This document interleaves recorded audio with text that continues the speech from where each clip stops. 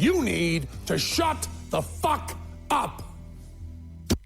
Hey, motherfuckers. This is Minx. Suck my balls. WTF Nation Radio. WTF Nation Radio. Hi, Lieutenant. How are you doing?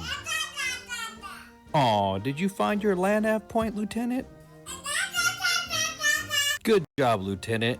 You get a Expert Action Badge. put on your uniform right, Expert Action Badge. show up to work on time, Expert Action Badge. qualify on your weapon, Expert Action Badge. Badge of Action. find your guidon. Expert Action Badge. That's right. Just doing your normal warrior task and drills, you get a Expert Action Badge. Each item sold separately. Batteries not included. Objects in mirror are closer than they appear. If conditions persist, contact a physician. Individual results may vary. Keep out of the reach of children. Avoid prolonged exposure to direct sunlight. Keep in a cool, dark place. And Please enjoy the show. Shots. Shit in a bag, Pogue.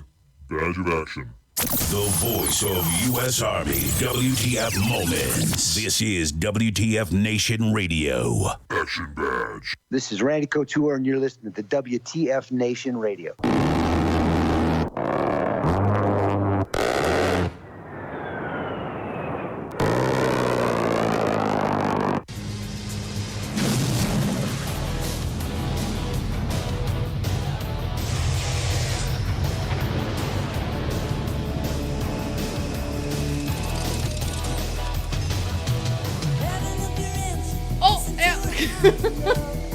Hello, everybody. I almost did not unmute myself.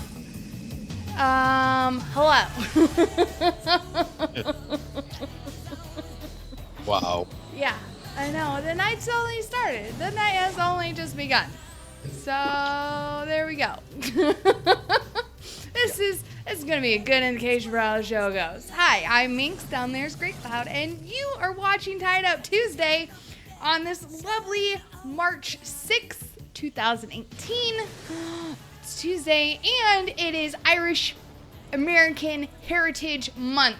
I'm saying it, I'm claiming it now, mostly because I'm part Irish, and my name is Irish, and, like, it's Irish Pride Month. Like, St. Patrick's Day is next weekend. I'm getting fucked up. Mm-hmm. It's true. It's true. It's true. San Antonio's got this whole, like, river walk thing that they're doing. And I specifically made sure that I was not on call next weekend Looks out for you. so I could partake in festivities to celebrate my Irishness. Mm-hmm. Gotta rock that porcelain skin and blind everybody. You're welcome.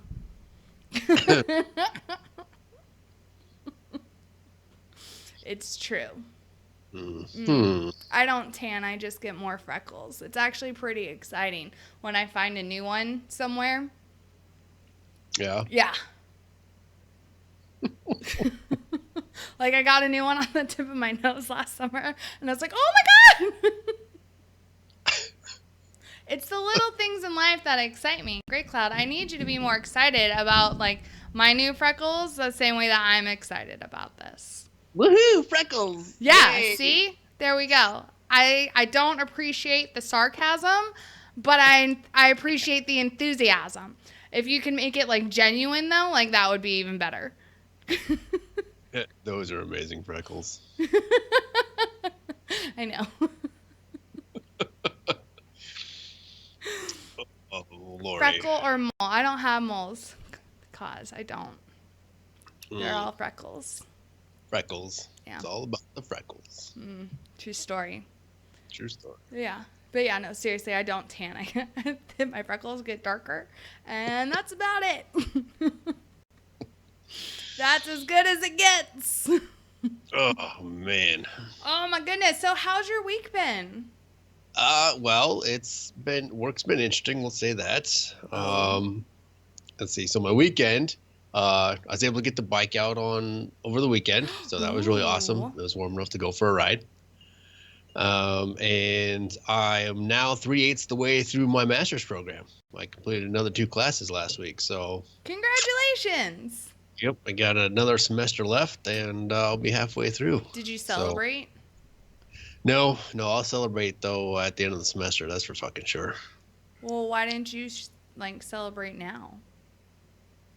Because it's too soon to celebrate. let me get through the semester first, and then then we'll celebrate. Is it though? Is it too soon? Too soon still. Too soon. No, but no, it's it is what it is, and so last week there was almost a fight in the bowling alley here on Post. It was awesome. It was a guy on my team and a guy we were bowling against, and it almost broke out in fisticuffs, which would have been fantastic. Fisticuffs. Yes, I used fisticuffs. Oh my god, that's amazing. One, I love that you use that term. Love it. Two, did you record said fisticuffs? No, because it didn't get to fisticuffs, but it was probably the most entertaining event in the league this year. We'll say that. My goodness. It was fucking awesome. You want to talk about people acting like children over whatever it is they were fucking arguing about? It was fantastic. And but yeah, it was ready to go to fisticuffs. Oh, and to come out to find out later that it possibly almost continued into the parking lot after the league was over for the night. These are adults, right? Yes. Are you sure? One is about our age, and the other is probably mid-40s. You're older than me, though. Not by much. We don't discuss that. Little column A, little column B. Man, 50-50. You're older than me. Yes, but sometimes that's a good thing. Yeah. Oh, guess what I did over the weekend? Tell me about your weekend. I went to a rodeo, like a live one. The one down in Houston, which is like the big one down here. And oh my god, I've watched rodeo like on TV or whatnot, but in person, dear sweet baby Jesus, it's so fast paced. Yeah. Like you barely get the score from the one person, and then they're on to the next person. You're like, but wait, I'm still trying to comprehend what just happened, and we're like, you're two people ahead. I don't know what just happened, but oh my god. Yeah. So have you never been to a rodeo before? Not in real life. Oh wow. Or no, right? Yeah. So it only took 30-something years. Yeah. So if memory serves me correctly, yes, the two largest rodeos are in the area where I grew up, and that's the National Western Stock Show. And then Cheyenne Frontier Days. Yeah, I need to go to those. But okay, can we just talk about how fucking adorable mutton busting is? Oh God, I saw you post about that. Oh my God. I'm so sorry about it. Who the fuck is calling me? No. It's my sorry, my grandma just decided to call me. Sorry, Grandma. I'm busy.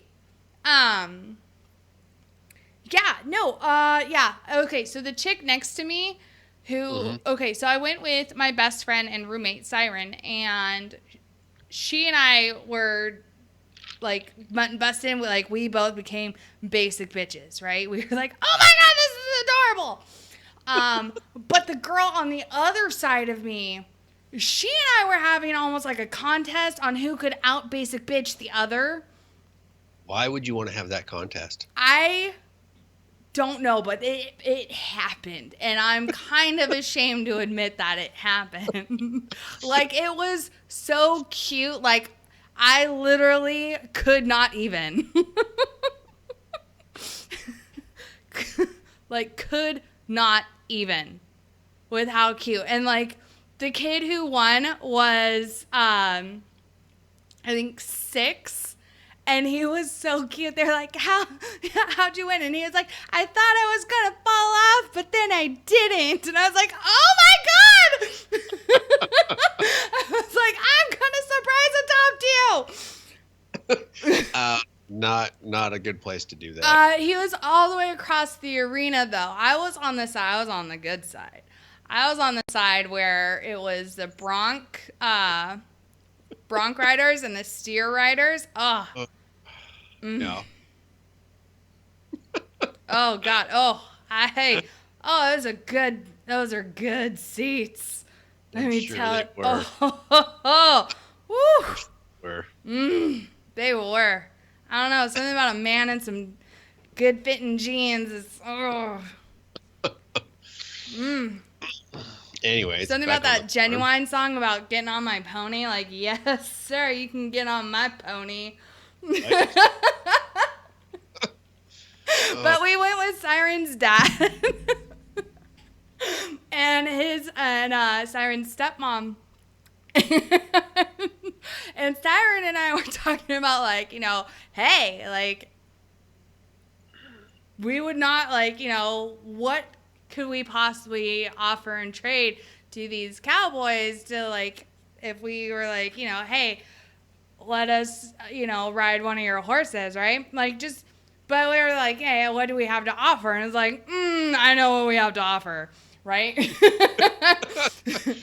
in my head, I'm like, I probably would have no shame doing that.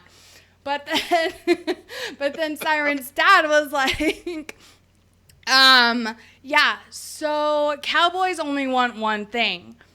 And Siren and I were both like, yeah, and?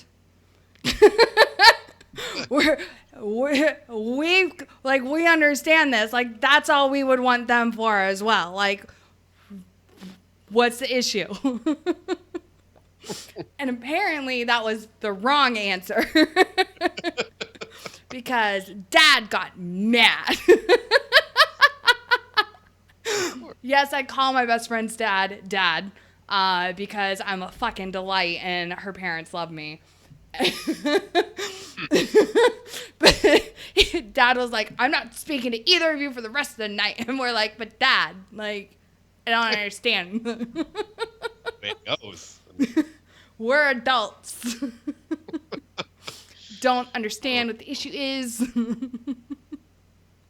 Oh, God. Right, Ian. No shame doing that, Kay. I'm listening.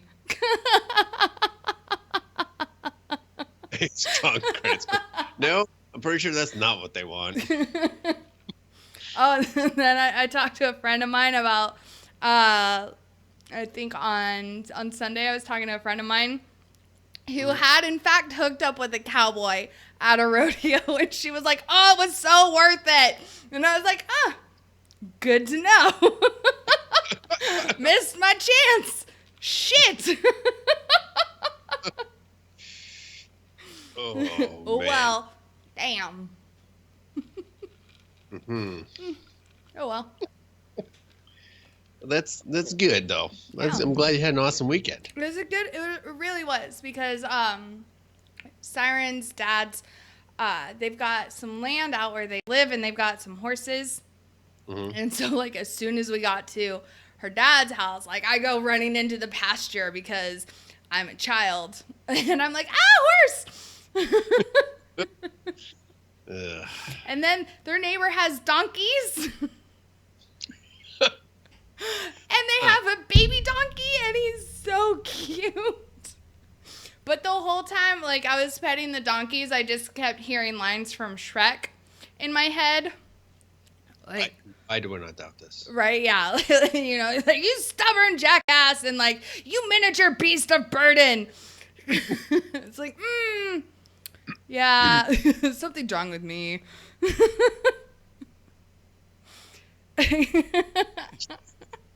But yeah, and, like, the donkeys are so cute, and the donkeys know their names.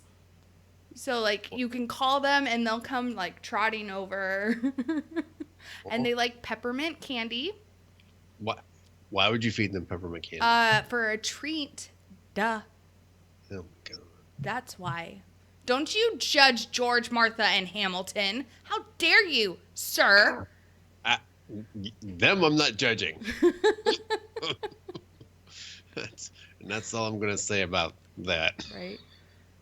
Oh my God, Spanky, no, seriously, like, Siren and I were this close to grabbing Hamilton, the baby, and like shoving him in the back seat of her truck and like, drive away. Like, we've got 3 dogs and they're about the size of Hamilton, so it's fine, right? Like, it'll be fine. He's got friends. That'll go over real well. It will. I mean, you know, it will. It will. It'll be fine. Okay. It'll be fine. Sure. We'll leave it Let's see. Right? Oh, Lordy. Let's see. What did I do? Ooh, yesterday I did 2 amputations. Oh, lovely. It was feet. Well, okay, they were toes, but Okay. yeah. That's not Yeah. bad then. It's on. One of them was on a younger dude too, Oh, that sucks. like 30s. Everybody, watch your diet. If you don't fucking control your diet and you get type 2 diabetes and then you still don't control your fucking diet, You could lose shit. you're gonna lose your goddamn feet. You're gonna start losing things. No, you're gonna lose your feet. Okay. Well, first we're gonna start at your toes, right? We're gonna cut those fuckers off, and then we're gonna cut your feet off, and then we're gonna cut off your lower leg, and then we're gonna just, you know, fuck it. We're just gonna take your whole fucking leg, and if you don't learn after the first one, we're going after the second. And then they'll take your peni. I haven't had to do that yet. Well, let's hope not. No, would be ew, terrible. no, cause no, I did not keep the toes for a necklace. Ew, they were disgusting. They were dead. No. They're just This is not the nom cause. no, but no, seriously, like the one dude, the second guy that we like cut off his toe, he was already missing half his foot, and he was like, "Can you just make this one match the other one?" And it's like, "But your other toes are fine." Like, Can you just make them match? I was like, "What the fuck? Wouldn't you want to keep the majority of your foot?" Like, Can you just make them? Can you just make them match? yeah, that's what he wanted. He's like, "Just make a match," and we're like, no. That's not how Like this that, works. yeah, no, this is not how this works. But then my doc, after we were done, he was like, "Hey, when you go pick up girls at the bar, you can tell them that you've got a foot and a half." Oh. Yeah. Well, anyways, back on the farm. Because apparently that's the topic at the moment. Yeah. Farms. Yeah, anyway, where were we going? I don't know. Exactly. Where do you want to go? Well, Whoa! you want me Ray to roll Cloud. down there? You want me to roll down to you with my bike? It's supposed to be a nice weekend again. Where? Well, where I pick up my bike, and then isn't Texas always nice or some shit? I'm not sure if it's supposed to be nice this weekend or not. Oh, Foot and a half. LOL. Dead. Right? Yeah. Ah. oh my god. It was a good joke. We all laughed. The patient laughed. I laughed. It was a good time.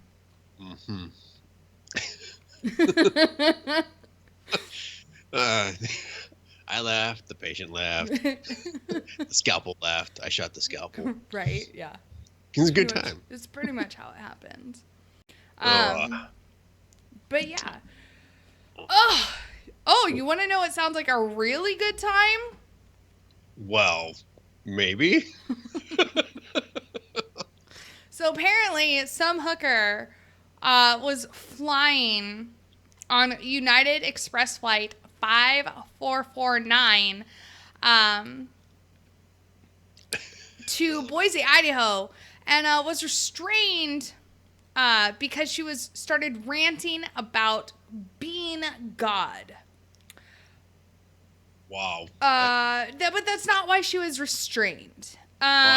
Yeah, continue. Yes, I've got it pulled up in front of me. Yeah. Continue. So she starts screaming, "I am God, I am God, I am God," so on and so on. And then proceeds to try to open up the cabin, like the aircraft cabin door, mid-flight. Airborne. Right? Woo! So the plane was traveling from San Francisco to Boise earlier Monday. Plane landed safely, and Boise police were waiting at the gate. The woman was taken for medical evaluation. So the the plane had 73 passengers on board. Experts say it would be impossible to open a door in the pressurized cabin of a plane in the air, but it wouldn't make it less terrifying for the people on board. A spokesperson for the Boise police say officers will forward the police report to the local prosecutor to decide if charges should be filed. The FBI will also review the case.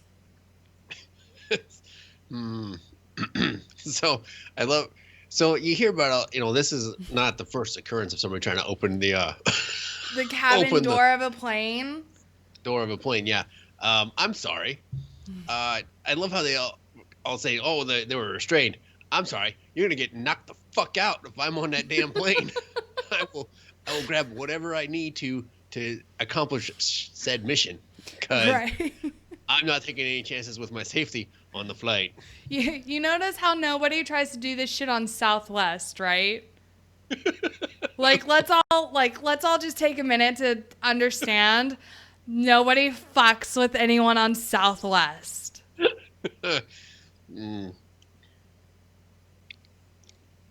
Do you have a theory behind that? Yeah, everyone who rides Southwest, we're all fucking crazy. And I am an avid Southwest flyer. I love Southwest. Yeah, because I do too. That's what I use for to and from school. Because again, nobody fucks with that airline. It's awesome. Because we're all fucking crazy. And we'll right? Get up and try to touch that door. My hands are gonna be all over you. What's that fucking what's that move? RKO. Yeah. Finish her.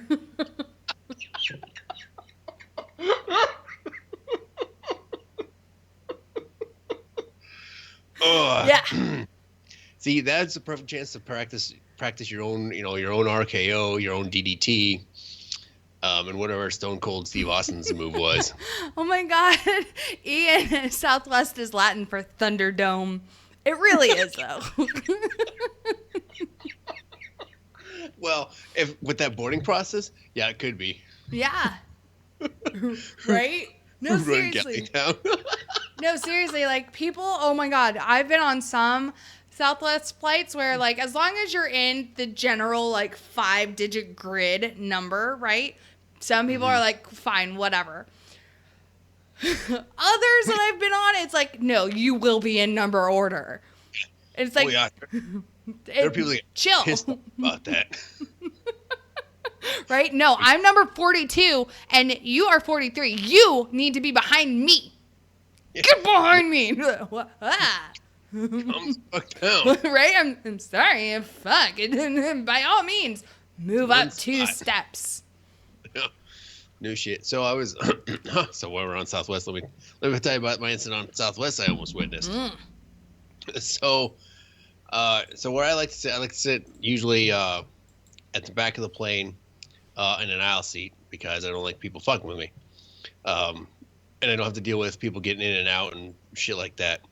So I'm sitting there watching the plane fill and whatnot, and I'm back there, and this guy comes up and he goes to take a middle seat, and he's got his wife with him, and obviously all that's left at this point are a couple, several middle seats throughout the plane.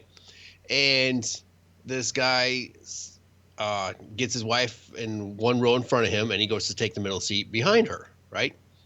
And he says, "I'm going to sit here." And the 2 other people sitting in the aisle in the window is like, no, you can't. We're saving this.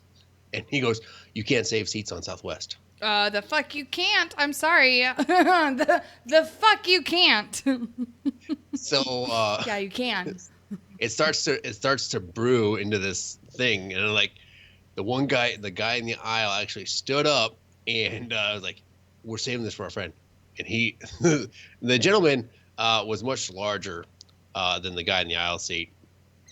And probably would have put him quickly in his place. He says, you can't save seats. I'm going to sit there. My wife isn't sitting in the row in front. I'm going to sit behind her. And at that point, the steward, the flight attendant stepped in and kindly informed them that, yes, you cannot save the seat and the gentleman can sit there if he wants to. And it quickly de-escalated after he stepped in. And I really was hoping for fisticuffs on the flight. But alas, it did not happen. Damn it. Yeah, I know. I was like, this is going to be awesome. I had my phone out. I did have my phone out waiting. I'm ready. So I had the camera pulled up. It was on video. And I was just waiting for it to fucking explode. But it did not. Damn it. Oh my God. So that's been the probably the best flight story I've had so far with all the mileage I've racked up going to school this year. And that's been about it. Nothing cool like on the United flight where the doctor got drugged out by security and right, that whole thing. Yeah, and then nothing about someone trying to open a door onto my flight or nothing. Nothing exciting. That's the most exciting thing that's happened on any of my flights so far. Aw, thanks, John. John thinks I'm hot. Thanks.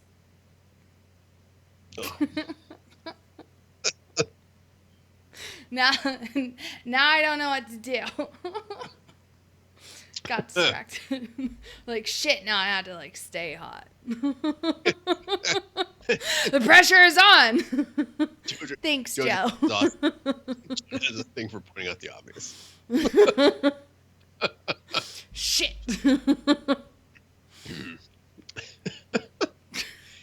Oh, Lordy. Oh, you remember that chick who started the whole women's march 2 years last year?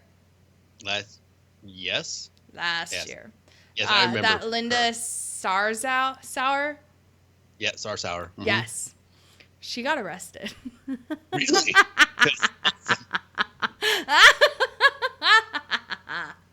She got arrested. So activist Linda Sarsour was arrested Monday following a protest outside the office of House Speaker Paul Ryan. According to Al Jazeera, Sarsour and other Muslim American activists stood outside of Ryan's office demanding that he hear their concerns regarding the Deferred Action for Childhood Arrivals, or DACA program. The protesters were allegedly arrested for civil disobedience. Sarsour is no stranger to controversy. She has been an outspoken activist for American Muslims and was a co-chair for the 2016 Women's March, which is fucking hilarious considering she's all about, Sharia law, which is all about not women's rights. Nope. That's awkward. But yeah, pussy hats. No, so it's right? I don't know. Yeah, that blows my mind about and here's what a lot of people don't understand about that, right? Is a lot of times what they don't understand is, oh, they're going to get arrested. It's not that. A lot of times that shit turns into as a felony because you are on federal property. A lot of people don't understand. And if you're not aware, felony's kind of a big deal. No. A felony conviction keeps you from doing a lot of things. No, the keyword's conviction. This is true. A charge is not such a big deal, but if you were convicted on that felony charge, then there's a lot that happens with the felony charge.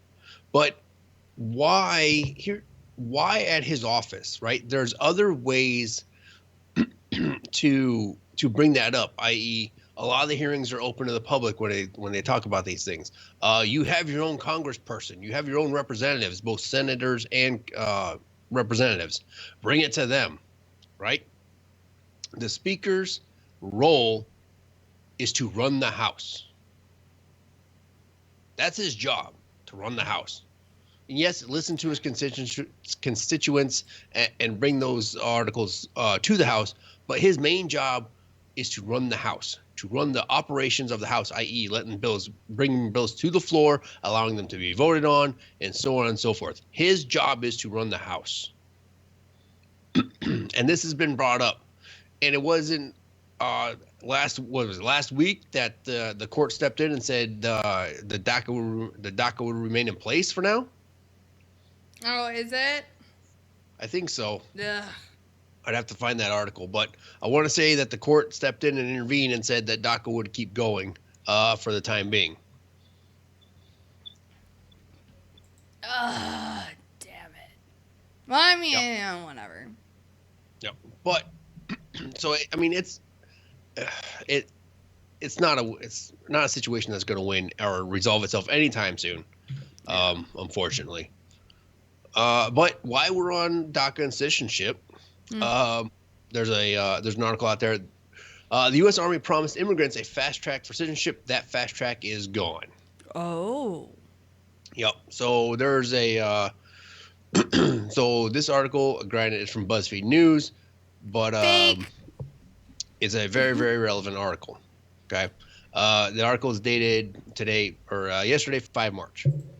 The federal agency in charge of processing citizenship has shuttered all of its offices at U.S. Army basic training locations, putting up another roadblock for immigrant recruits who were promised a fast track to citizenship in return for their service.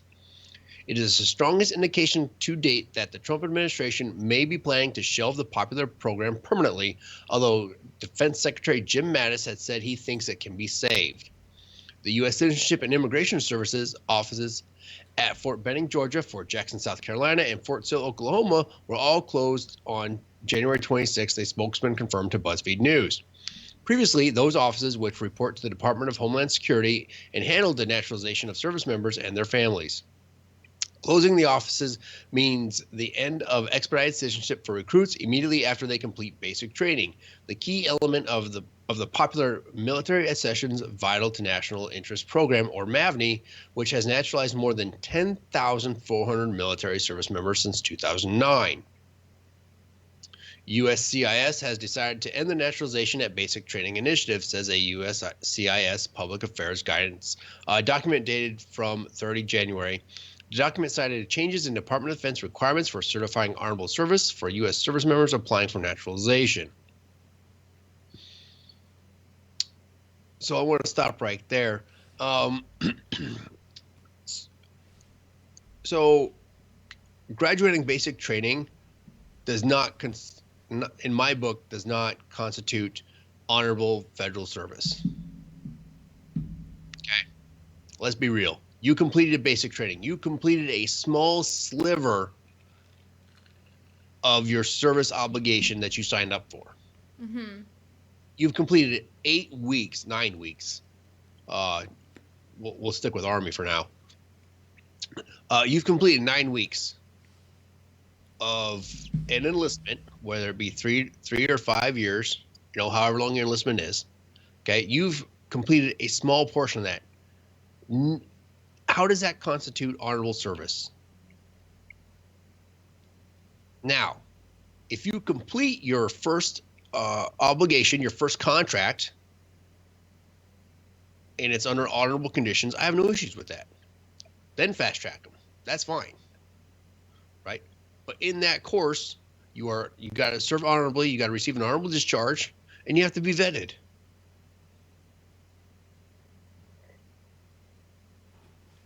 Okay, so the article continues. Those changes announced last October require active duty recruits to serve for at least 180 consecutive days and complete extra background and security checks before they can be granted citizenship. That delay forces many of the immigrant recruits to violate the visas that allowed them to stay into the United States in the first place, subjecting them to immigration detention. It also denied them privileges that require citizenship, like applying for a driver's license in some states or seeking U.S. residency for their spouses and children. The change in the program, which the Pentagon has laid to potential security threats and insufficient vetting, has angered recruits who say it violates the deal they made. providing the U.S. military with much needed language and medical skills in return for becoming U.S. citizens after basic combat training, or BCT.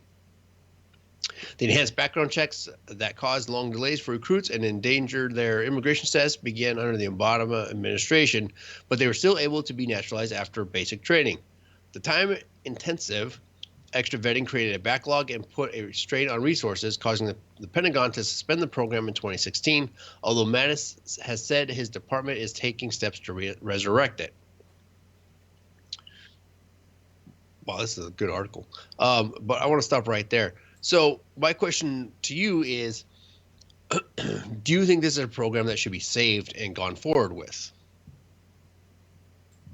Oh, you're asking me? Or are you Yes, asking like everybody else? I'm asking you right now. Oh, me right now. I think, honestly, it's a program that needs to be saved. Obviously, I don't think it should be an automatic, like as soon as you graduate from basic. I think it should be at the end of your first enlistment. So if you're, especially if you are considering re-enlisting, if you are not a citizen of the United States, I think that should be almost like an option for your re-enlistment. Like, hey, do you want to become a citizen? Hell yes, I do. You know, like you need to check that box, right? Or if you're ETSing after your enlistment, then yes, you get to take the test. If you're not a citizen, then yeah, you get to take a test to get your citizenship because you did serve the country.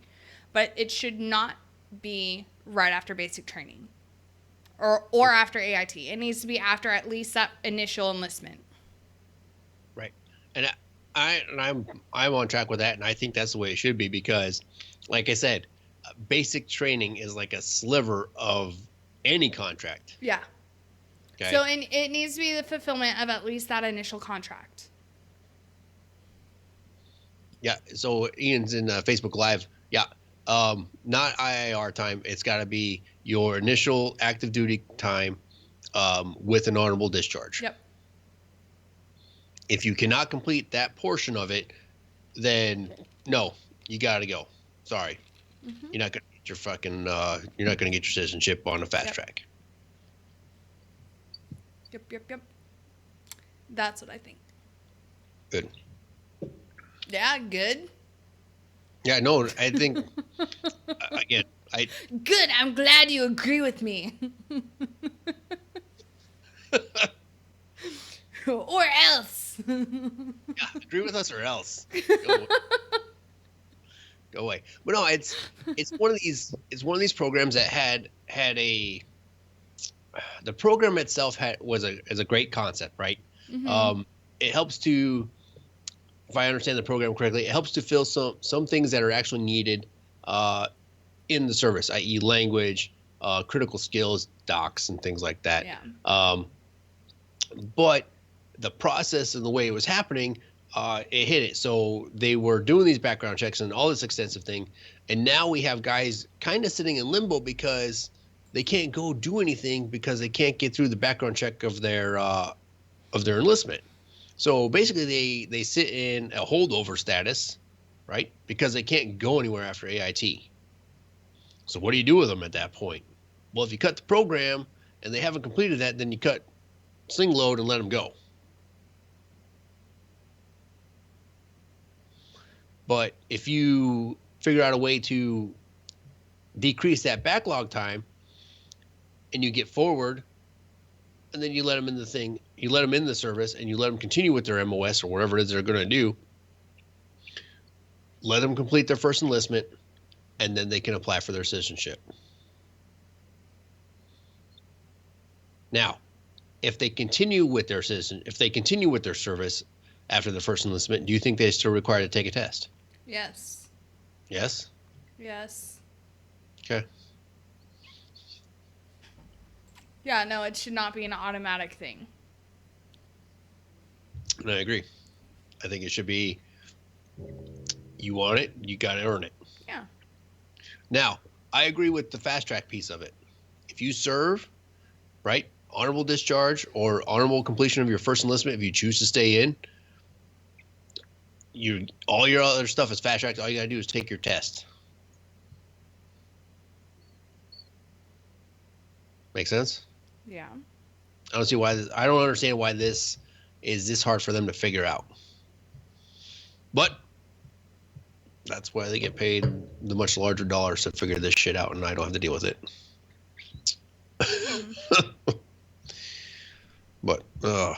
But yeah, Nation, go read the story, make your own choice, and we'll go from there. Okay. So last piece on this. A lot of them Wait, hold on. A lot of these recruits were here on an F1 student visa. Hold on. I earned what through service? How am I wrong, Josh? I didn't earn shit through service. I was born here. God damn it.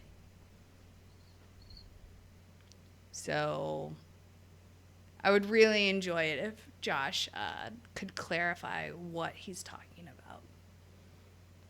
So, all right, you can continue, Grey Cloud. Too easy. So a lot of this centered around a lot of these. So because they're going to, obviously, recruiters go to colleges and whatnot. A lot of them here on their F1 student visa. And in theory, they violate the reason for that visa as soon as they report to basic training, and are not in college anymore. Mm-hmm. So, in theory, they're in violation of their status in the U.S. I'd have to look more into that, but I thought the Department of Defense had worked something out, so they were not in violation of their F1 student visa. But that's something that's obviously, a fight between state and defense on who's going to win that one. And if I had to guess, I think I know who would win that fight. But that's neither here nor there. So Max and Facebook Live has got an interesting thought. What if you were injured and chaptered out after 6 months, never deployed, only 6 months in? Well, you didn't complete your first enlistment, and that's the way it goes. That's one of those things. Like, if you don't complete, 3 years or whatever of active duty, you don't get your GI Bill. Right? You don't get your full GI Bill. Right. So you get partial, but you don't get your full. So how do you get partial citizenship? But why would you treat your citizenship like your GI Bill? Because not every enlistment is over 3 years. So make the minimum enlistment 3 years? There's my question. Should there be a minimum enlistment for this program?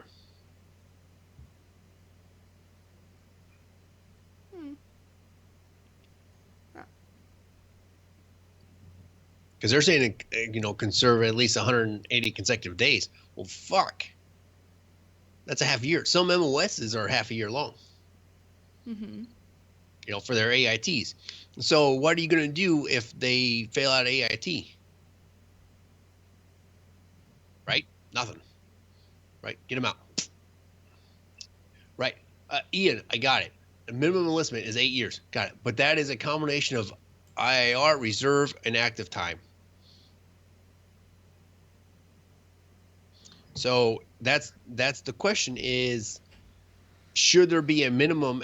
We'll do it this way. Should there be a minimum of active duty time for these recruits? That's my question to you, Nation. Should there be a minimum of active duty time requirement, along with an honorable discharge and/or honorable service upon completion of your first active duty enlistment, to continue on and be fast-tracked for that U.S. citizenship? Minimum of 2 drinks an hour. Well, yeah, that's the no-brainer, Joe. 2 drinks an hour.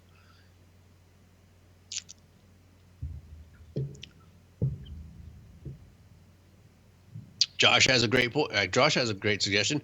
Minimum of 5 years active duty. If a deployment's involved, done deal. That's one way to look at it. If they go down range, now if they go down range, does it shorten their thing?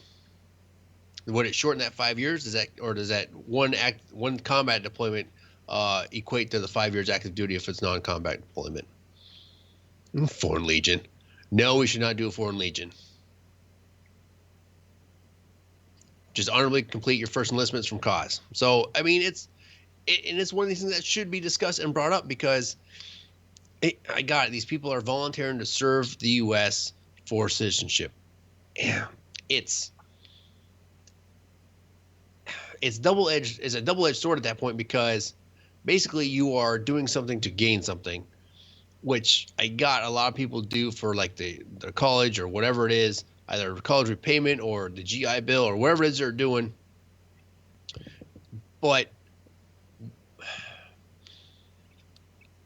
there needs to be some other stipulation in there saying that, yes, you will fast track your citizenship, but you owe us X, Y, and Z to make it happen. If you don't complete X, Y, and Z, then you don't get it. I'm sorry. Thank you for playing the game. We'll send you on your way.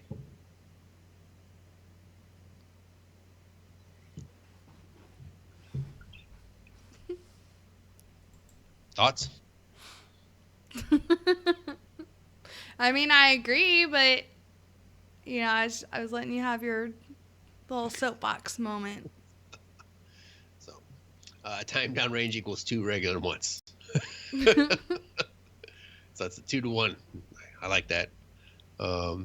Yeah. So Ian also agrees with cause must complete honorably your first enlistment. Got it.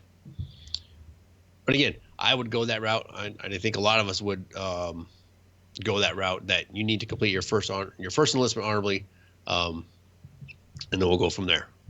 Right. Mm-hmm. All right. So I'm good with that story now. Boom. You sure? I'm good. Are you all right? Just, I want to make sure. I'm good. I'm All good. Right.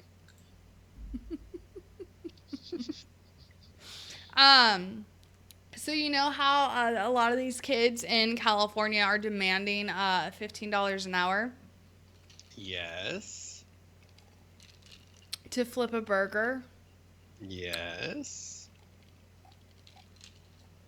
Well, Cali Burger in California has a new robot named Flippy, whose job is to literally flip burgers. I shit you not. They have a burger flipping robot now.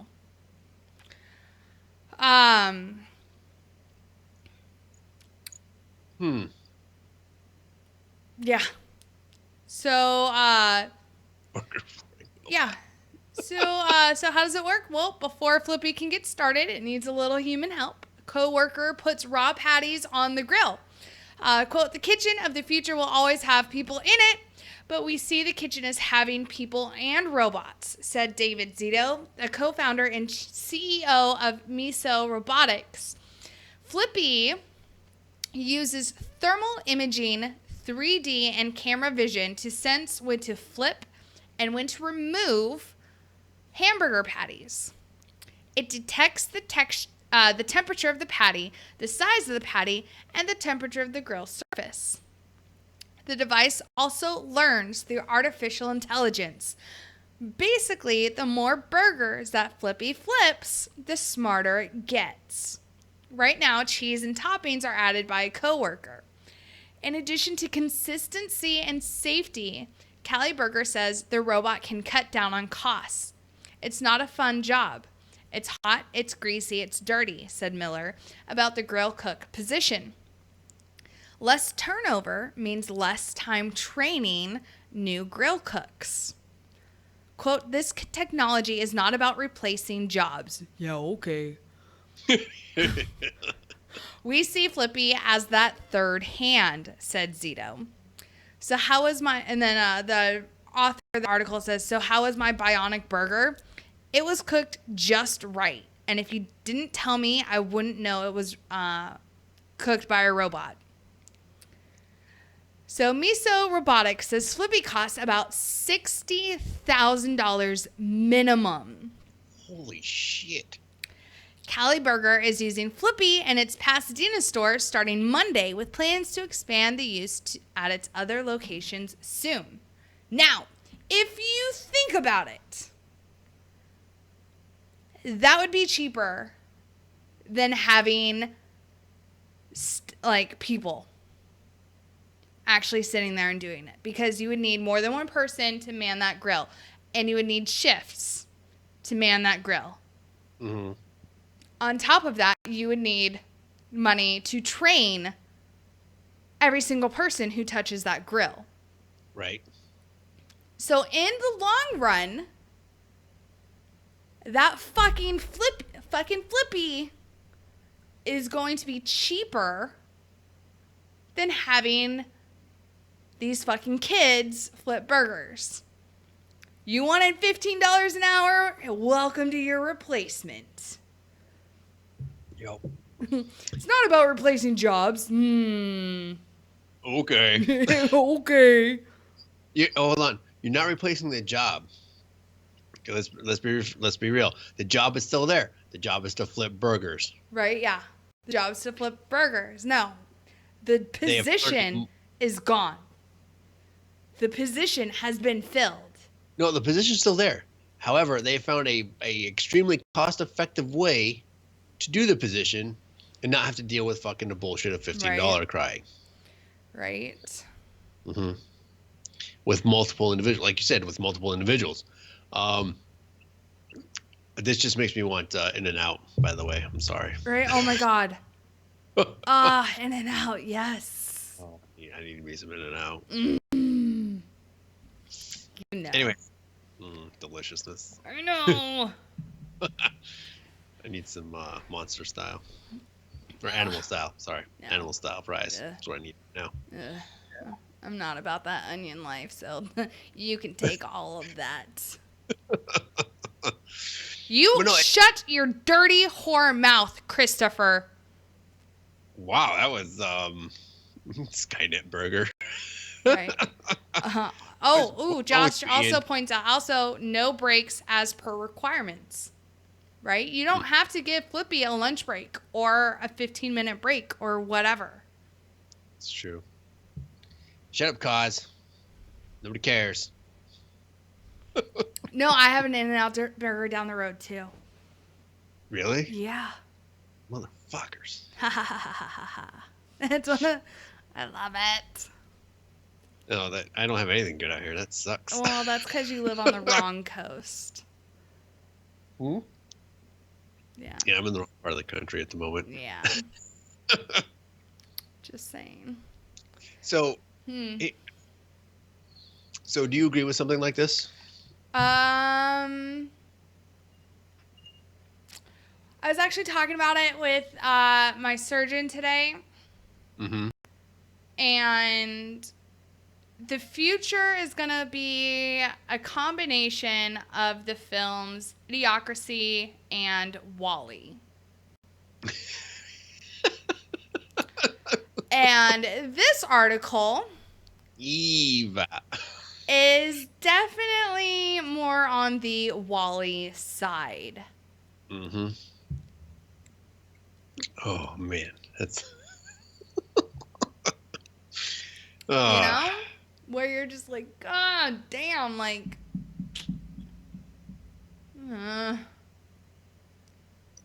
goodness. Man, Right? No, okay, seriously. I live in Texas. I can't do Whataburger. I can't fucking do it. I have I almost get like a fucking anxiety attack. Just looking at the fucking menu at Whataburger. see, I've never been there, so I don't know. It's fucking huge. Really? Is it worse? So hold on. Is it worse than a Cheesecake Factory? Dude, yeah. Holy shit. But it's Cheesecake Factory's burgers. menu's unreal. But it's a fucking burger place. And their menu is ginormous. And it's ridiculous. You can choose what type of fucking bread you want, the cheese, like sauces, like the meat and the like condiments and fucking like all the toppings, and it's too much for me. And like I stare, like I'll go in hungry and I'm like, I'm hungry. And then I look at the menu and I'm like, I don't know what I want anymore. Because it's overwhelming for me. I can't do it. In and out. 3 things. Yes. I know it. I know it like the back of my hand. I know the secret menu. Because everyone from California knows the goddamn secret menu. Because again, we grew up on that shit. Man, oh man. So. Anything good out here, son of a bitch. God, I can't fucking do Whataburger. I can't do it. But oh my God, you guys. Okay, so our guest, I know, right? As I just scared the shit out of Grey Cloud. Our guest tonight is the band Another Round. And if you guys remember, we had them on last year sometime. I am guilty of not knowing when exactly we had them on. But I do know it was last year. And I do know that they have a new single out and it's fucking awesome. And I play their songs all the time and you guys fucking love them because everyone always asks like, oh my God, who is this? And I always tell you, or our, Kaz does. Well, anyways, they're going to be on. They've got a new single. They've got an actual music video to go along with said single. So it's going to be fucking epic. I can't wait. So yeah. So when we come back from the break, we are going to have another round. So yeah. I'm excited. I am breathing. Okay. All right, you guys. We shall be right back. Shots.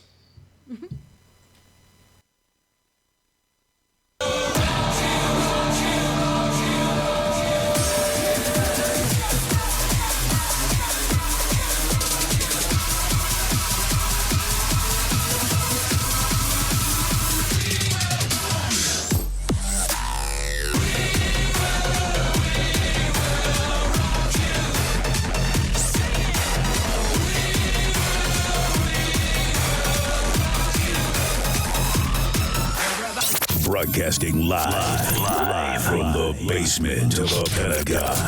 This is WTF Nation Radio.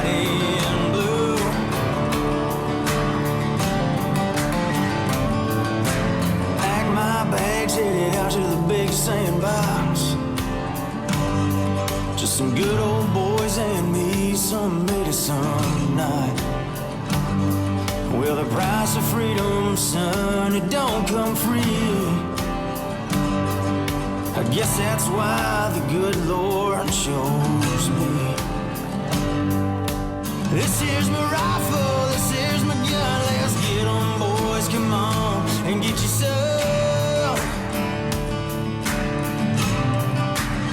Let's get yourself.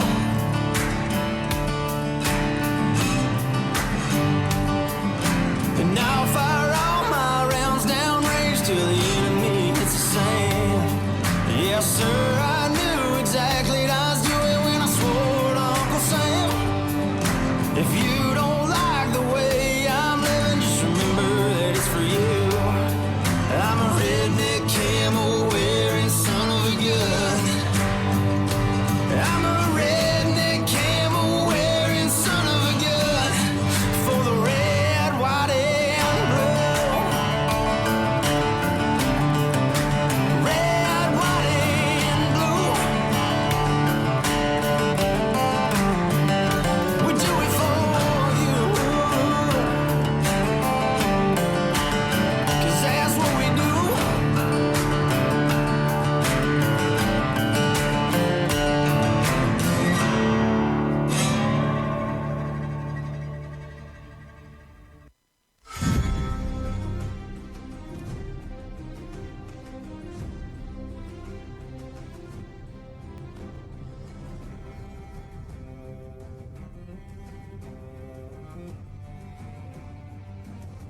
Hey, you guys, we're back. I forgot to unmute us.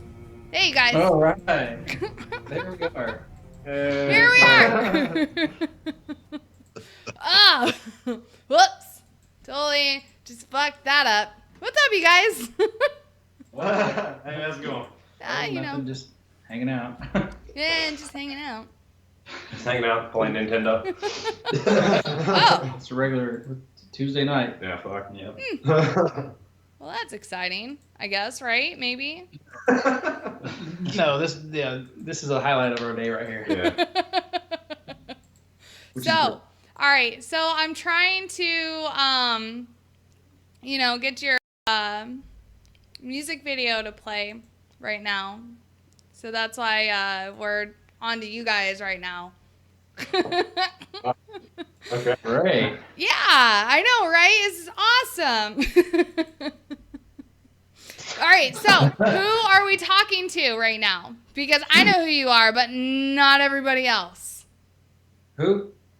Yeah. Yeah. Oh, my name's Daniel. I'm the vocalist for Another Round. Looks like we had somebody else walk in. Yeah. What the fuck? Did you bring the cocaine or what? I told you couldn't come in here if you didn't bring the damn cocaine. We're live. Damn it. He told me he couldn't be here until he found the cocaine. But Oh. I found it. Did you eat it all? He fucking bogarted it. Is what happened. He ate the marijuanas? So yeah, I'm Matt, the guitarist. That's the coke fiend. Let the people know who you are. You walked in right on time. Yeah, you walked in right on time. Like we just started. Yeah. I'm Trey. I'm the drummer. And coke fiend. Yeah, I look like such a coke fiend. And I'm Nathan. I'm the bass player. Hello, you. Nice to meet you. That's Nathan. They can't hear you, Nate. Right? We need you to speak up a little. I was just fucking with her and she was Oh, you still did it? Yeah. My name is Nathan. I'm the bass player. How are you doing? Did you hear that one? Yeah, that's better. All right. More better. So I understand. I know that Another Round has 5 members, and I know that we're missing one. Who are we missing? Travis. Yeah. I hear there's a story about Travis always missing. He's there for the important stuff. He's elusive. Yeah, he's got his own thing going on. Yeah. He's like the mailman. He's not. You don't always see him, but when your check shows up.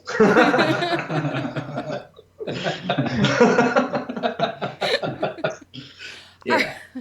All right.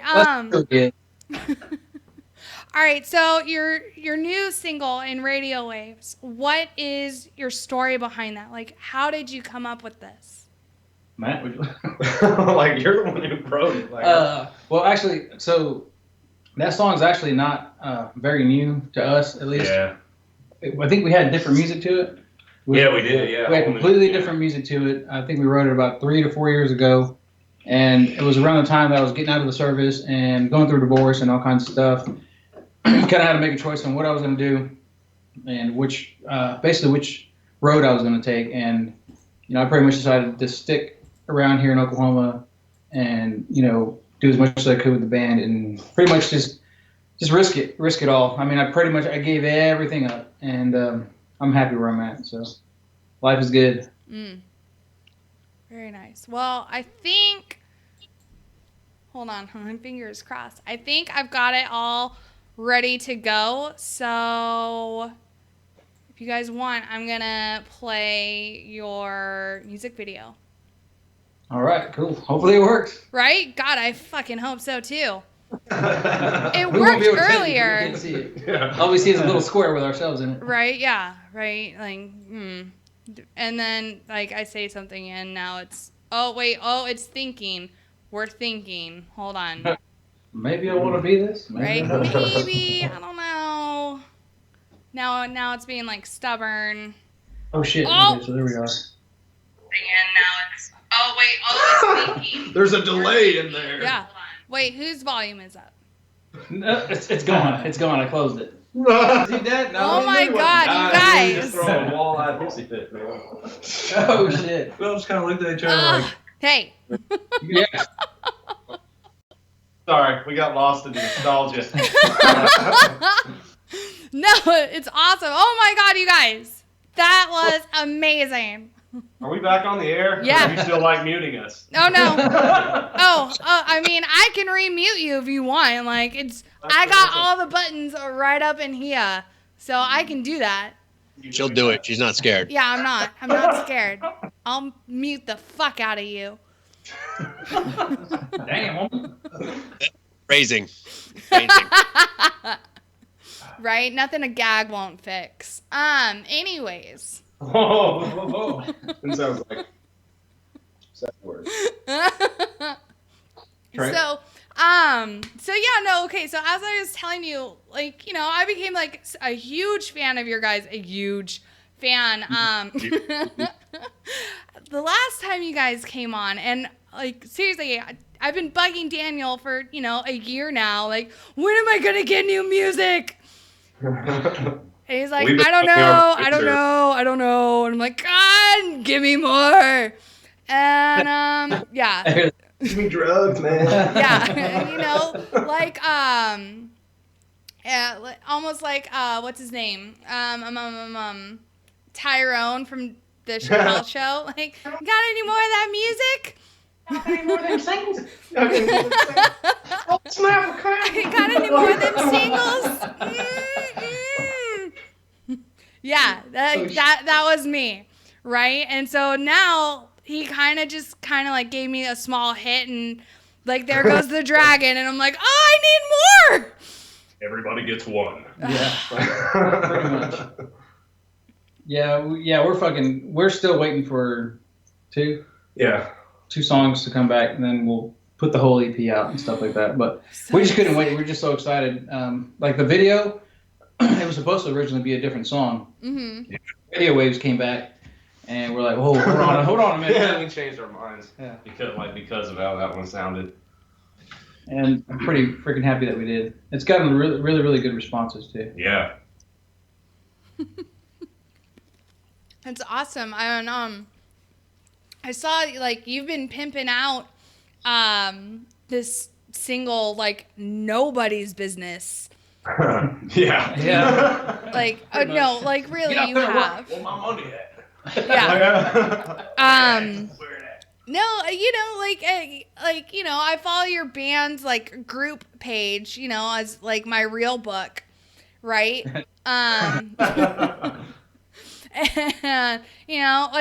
okay, seriously though, I told Daniel, it took me, I waited for a good solid couple days before I made any sort of Navy sailor reference.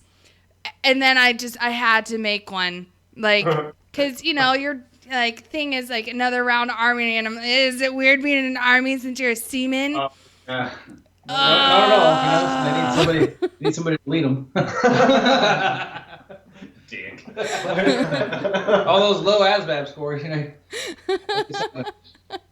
Hey, quit chewing on the drywall, goddammit. Don't tell us what to do. All right, eat your crayon. Those are Marines. Come on now. You should know. They're the men's department of the Navy. But yeah, no, like, I've been seeing that you guys have gotten it on like actual like terrestrial radio, right?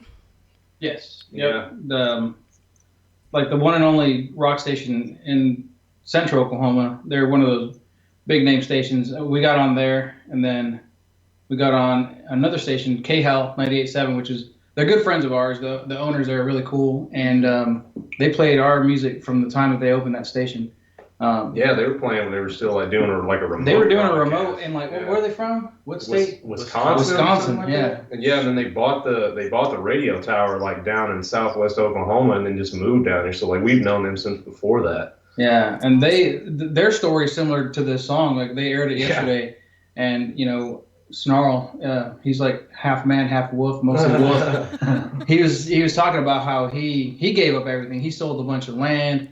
He gave up everything he had up there. I guess he had a lot up in Wisconsin, and he gave it all up because he wanted to do radio. And so when he heard this song, he says it's pretty much like his anthem, and that's pretty fucking cool. Yeah, that's awesome to hear. Yeah, it is. Great Cloud. Yes. I know you have questions. Really? How do I have questions? You always have questions. He sounded like, how dare you? Right? How dare you put me on the spot? I have to ask questions for an interview. Unbelievable. No, like, you're supposed to have questions. No. I just wing it half the time. It's okay. It's true. That's what we're doing. But so obviously you guys are this is your single that's out and whatnot. Is there a theme or a central item that binds your new album together? Man. Yeah, death. Yeah. We actually did do like a concept album this time. Like I don't even think we were trying to, but like Daniel wrote these lyrics, and then we started like looking at them, and we saw that there was like this underlying theme. Like some of it's not really underlying. It's kind of like in your face. Yeah. But, yeah, that's like why, you're gonna die. that's why no, it's not like that. But. Well, that's why we had that like a graveyard kind of looking thing on the cover, and then like the eulogy of youth, since like we're all like getting a little older. Yeah, we're no longer children. Yeah, Except this. Yeah, like Nate. Yeah, Nate. Say something. See, I used to be the youngest. Now I don't feel so bad anymore. Like, I'm new. I'm new. I don't know what to do. Yeah, I guess it would be that. Yeah, I mean this is the closest we've gotten to like having like an underlying theme. I think like in a whole album. Yeah. Okay. Why that theme though? What inspired that theme? No, yeah, that's more like why did the songs end up like a lot of them have that theme? I think honestly, I think is the time that they were written. And I mean, of course, when somebody writes a song, like when I write a song, it's usually personal. But I learned this in like in 6th grade. When you're writing something that you want somebody else to relate to it, you need to make it a universal theme. So you don't necessarily make it too personal. You want people to relate. So basically, that's what it was. I was going through a lot of shit. It wasn't necessarily anybody dying, that I knew, like physically, like on the ground. No, it was more like things ending. That's what it was. For me, it's like shit. When I want something to end, to me it dies. I no longer want to see it. It's not there anymore. And so I think it just kind of came out in the lyrics. Not really on purpose. Like I said, just what I was going through at the time. And shit. No, and I agree that personal touch is all about. What? I mean, yeah, you're kind of cutting out a little bit. Can you say it? Can you tell us that again? Right. That personal touch, being able to relate your music to the audience and or that experience for them to have it as well. It's an outlet for a lot of people, and they don't necessarily know they have that outlet until they hear that one song that really drives it home for them. Oh, hell yeah, man. Hell yeah. I don't know. I've heard a lot of songs that could have hit me that way too. And it's like, I'm so glad that I was able to write something that, did that to somebody else. Was pretty fucking cool. Yeah, I think that's the coolest part about doing this is just like getting that connection. Like he'll write lyrics that I know like he writes them from his perspective and like he doesn't really tell me the details about what it's about, but like I don't know, like I put my own experience through it just like anybody else who would listen to it. So like even I get that from his lyrics. Like he's written stuff sometimes that I feel like he's like he's like reaching into my soul. Like how the fuck did you know that? But it's it's my own interpretation to it. So I mean like it even makes me like our own songs even more just because of that. So like I can totally get how somebody on the outside, if that connects to them, then that's even bigger because we're like reaching across, like radio waves. Yep. Okay.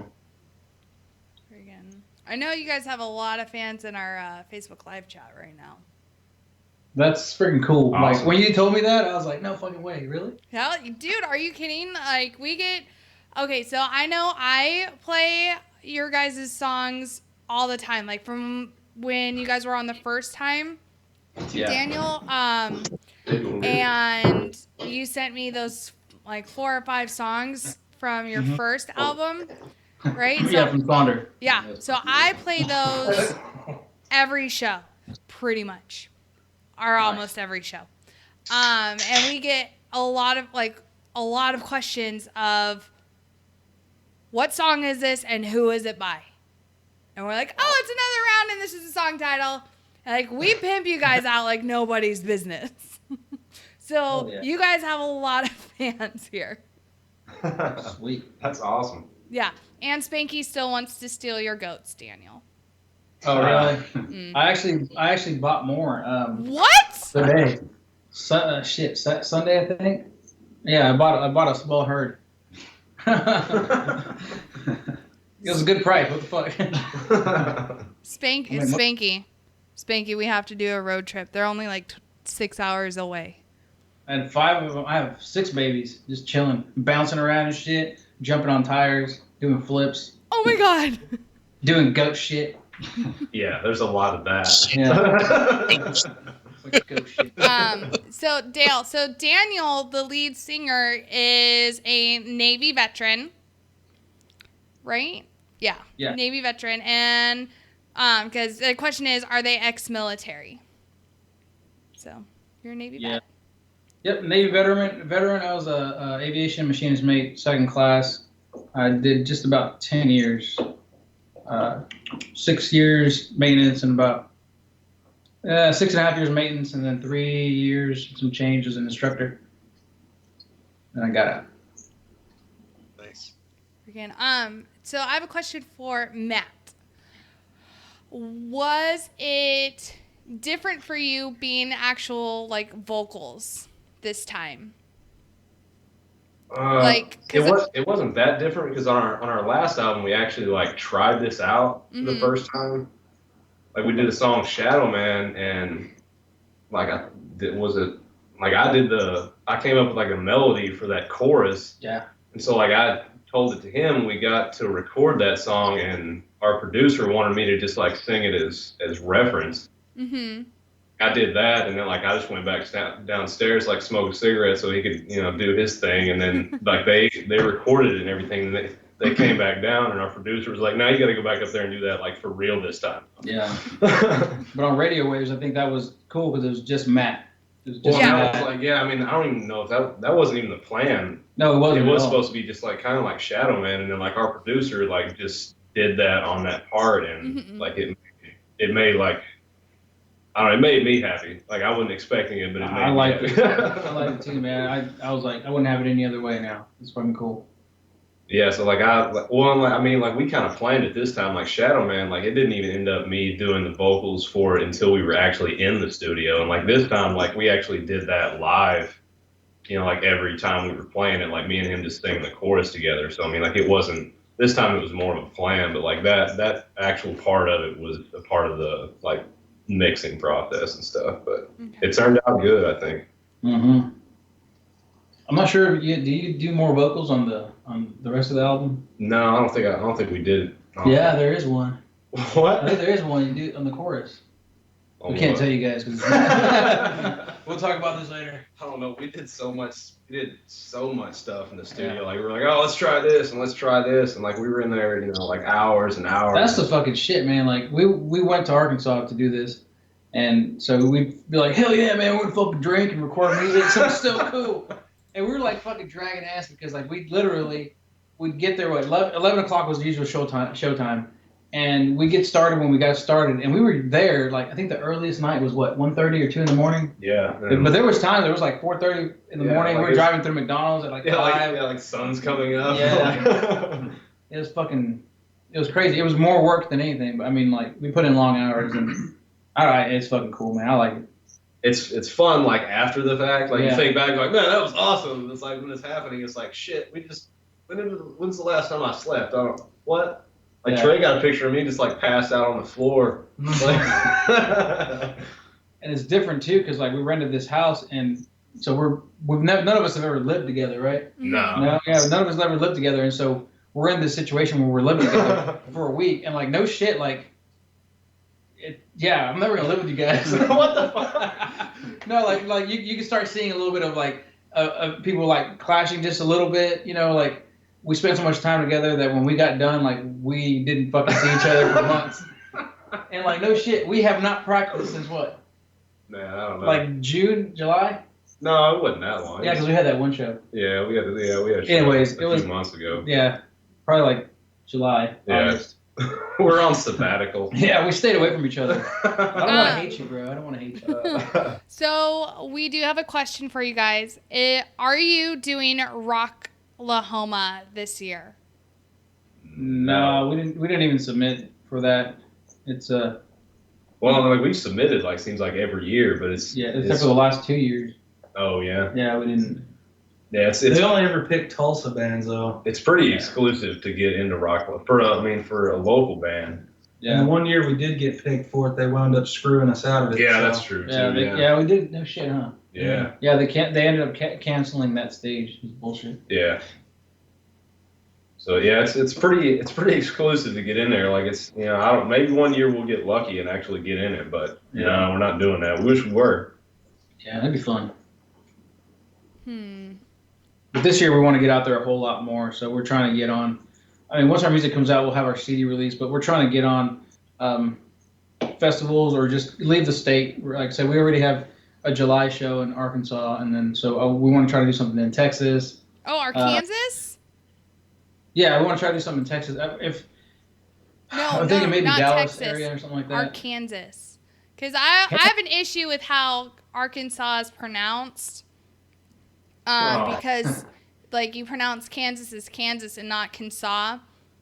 But you put an AR in front of it, and all of a sudden it's, Arkansas. But it's Arkansas. Have you been to Arkansas? I've driven through it. I've witnessed Mennonites, and I thought they were gonna erect a structure in front of me. Mennonites. If you get out and talk to people in Arkansas, you will realize why it's called Arkansas because that's how they'd say it. Whenever we drove Arkansas. whenever we drove there, I drove by myself and they were already there, and fucking GPS took me the wrong way. It took me the long way. It did. I went through some fucking hillbilly ass hey boy, what you doing here towns. I was like, holy shit. And John, he's like, good thing you didn't get out. Wait till they get the hose. Holy shit. Right? Your complexion's a little too dark, boy.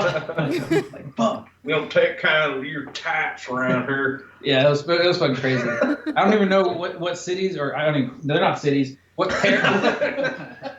I don't even know what parish it was. But anyways, it was just northeast of Benton, Arkansas. So do you know where Benton, Arkansas is? I was in the woods. Is that by I was in the fucking woods. I know where Little Rock is. Yep. Yeah, that's actually where we stayed. Yeah. We drove 25 minutes. It's really close to Little Rock. Okay. We stayed in the hood. Yeah, Holy shit, we were in the hood. Man, like the house wasn't actually bad. It was just in a like really shitty part of town, and like we didn't know it until like we went into our producer's house, and like it's like, oh yeah, we're staying in Little Rock, and he was like, oh where? And like we told him, and he was like, ugh. I used to go there to buy drugs. He was like, I used to live over there. It was nice then. It's not now. Yeah, the house is nice. Like if you don't not open now. the door, it's fucking great. It's fucking great. Yeah. I feared for my truck. Holy So- shit. I did too. I feared for my truck. What I mean, like we is- really Hey. didn't have any problems staying there though. No, we I mean, like didn't. it wasn't. Yeah. So we've got more questions. What are each of your guys's, like all four of you need to answer this, especially you two in the back, quiet. What's your favorite band and who and which ones influenced you the most? Go for it, Nate. You're next to start. My favorite bands are metal, power metal stuff. Halloween's my favorite. Megadeth. I like Angra. All these foreign bands. He's a foreign lover. Animals as leaders. Periphery. I'm a metalhead. Yeah. I was gonna say And why? I don't know. Just I play guitar. I've been playing for like 10 years. Yeah, he's actually a really badass, but he's actually better at guitar than I am. I He's should have fucking lost badass. my job by now. But, You're fired. but he's a hell of a fucking bass player too. So Yeah, this guy. Yeah. Yep. He got born Basically- with good hair and I love talent. guitar. I know. Son of a bitch. Good hair and talent, motherfucker. Trey. My favorite band, You might have to yell. Yeah, you might have to yell. No, I'm gonna talk like I talk. You can either hear it or don't. I like the way you go. Shut up. Shut the Weird squirrel. I ain't answering any question. My favorite band probably is Soundgarden. Their drummer, Matt Cameron's probably my favorite drummer of all time. So I guess that's pretty inspirational. So that's my answer, and have a good day. Thank you. Come again. Should I go on or you go on? Yeah, go ahead. I don't know. Like I'd probably have to say Leonard Skinner, honestly. I know that's like some people are like, ooh, racist. No, I mean like Arkansas. They reggae product Confederate flag. We took all them fucking things down from the courthouse and shit. We ain't playing that. Honestly, I don't really give a shit what anybody else says about them. Like their guitarists are fucking awesome, and like that's where I got a lot of my style from. So you can call me racist, you can call them racist. I don't really give a shit. They're all dead. They don't fucking give a shit. So all of them, but one, they're dead. So but like. No, I'd say that's probably my biggest influence. Why? Top that. Oh shit. Biggest favorite bands. Favorite bands are Korn, Tool. I like Videodrome, Perfect Circle. I'm a big Maynard fan. Yeah. I'm a big Maynard fan. I just think his lyrics are fucking cool. His melodies are just fucking. They're just fucking really, really like intelligent. If it makes sense. He's a very fucking smart man, and I'm a big fan of Jonathan Davis from Korn. And shit, that's pretty much it. The reason why I like their music, like I said, Maynard is his lyrics, and Korn is like they're my hometown heroes, so I can't not like them. When what was it, John? Like the first time we recorded with John, didn't like the first time he sang, didn't he say something like? Yeah, he said, "Ooh, somebody likes me." Yeah. Like you can hear. I mean, like it's not bad. It's not a bad thing at all. He wasn't saying. Yeah, it's a you bad get thing. used to singing. You know, I sing along to shit, and so then you kind of pick that up in your voice. Like it took me a long time to actually have my own voice because I was always singing out somebody else's shit, and so yeah. So sue me, motherfuckers. Hey, that's what music is, man. Like you pour all this shit into your head, and then like whatever comes out is just like this mixed up fucking amalgam of whatever the hell else that was. It got filtered through you, so I mean, it makes sense. Yeah. But yes, that is the answer to the question. That's awesome. Great Cloud.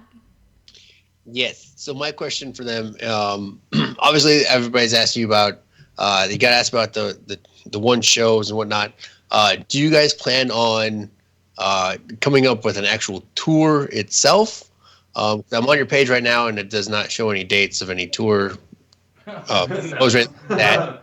No, not really like a tour, but again.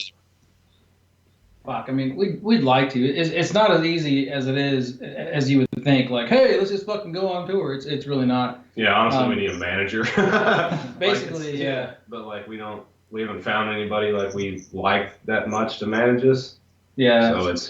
So I mean, we're pretty much like we do all our own stuff. Like nobody does it for us. Like each one of us kind of like does, picks up some slack somewhere and like does everything for us. So it's like we need to start setting up like dates, like just calling, bands we know, or like trying to call venues and set up like a whole tour and stuff. But it's a pretty big deal. And like, we're going to wait at least until like this album came out and then do something like that. Yeah, because if we wanted to do a tour, okay, so say we wanted to go play in my hometown. So from here, Oklahoma City to Bakersfield, California, all right?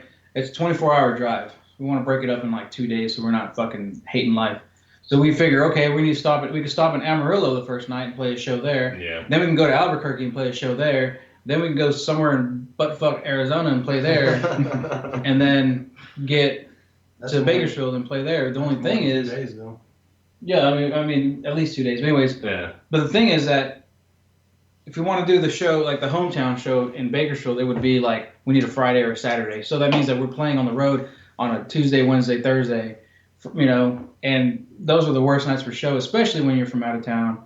Yeah, unless the only way like it would be a good show is if there was like a local band there who was playing a show that night too, and or if you can pick up with like a big band, yeah. And that's another thing like we could do too, is like try to hook up with somebody else who's touring around or something like that. Yeah, a lot of bands do that. They'll talk to tour managers for tours and say, hey, do you have a spot? And sometimes the thing is, sometimes it costs the band money. Yeah. You know what I mean? Like you're literally paying to go on tour with these guys, and I think sometimes it's worth it, but yeah, I mean, it really kind of depends. I mean, it depends on who it is. Yeah. Like there's some bands I'd fucking pay to go on tour with them. Shit, but there's some bands I'm like, nah, I'm good.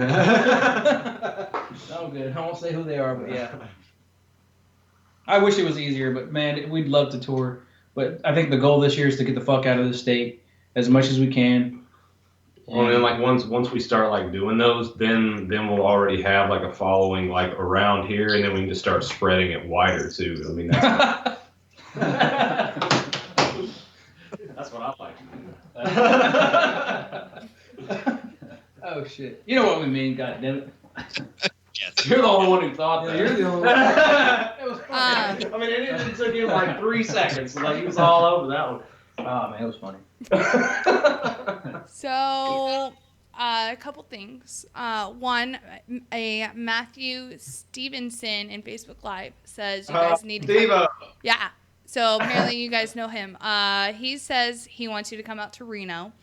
And then a follow-up, he says, do you want me to be your manager? And then Spanky, one of our lovely assistants, says, do you need someone to take care of your goats while you are on the road? Yeah, like I'd like to have Steve-O as our manager. Like that's like I like him. Like we've met a lot of people who wanted to be our manager, and I was like, no, he's an asshole. I actually like Steve-O, so maybe that's not. That may not be a bad idea, man. But seeing as that you're like 1,000 miles away. Yeah. But you're definitely number one on the list. You don't have to be here to do it. it. You can make phone calls. That's true, man. Anywhere. That's true. Yeah. Text me later, bro. Ooh. Ooh. As far as the goats, yeah. I mean, you can feed them and water them and whatnot. Can we bring them home? Like, bring them back. As long as you bring them back, shit, I don't give a fuck. You feed them, bring them back alive. I don't know if like that part, like if that last part's actually ever going to like happen. Like you may have to like come back down to Texas and get them yourself. You're down there eating goats? No, they're not going to be eaten. But We're just gonna like surprise adopt them. We're gonna eat your goats. No.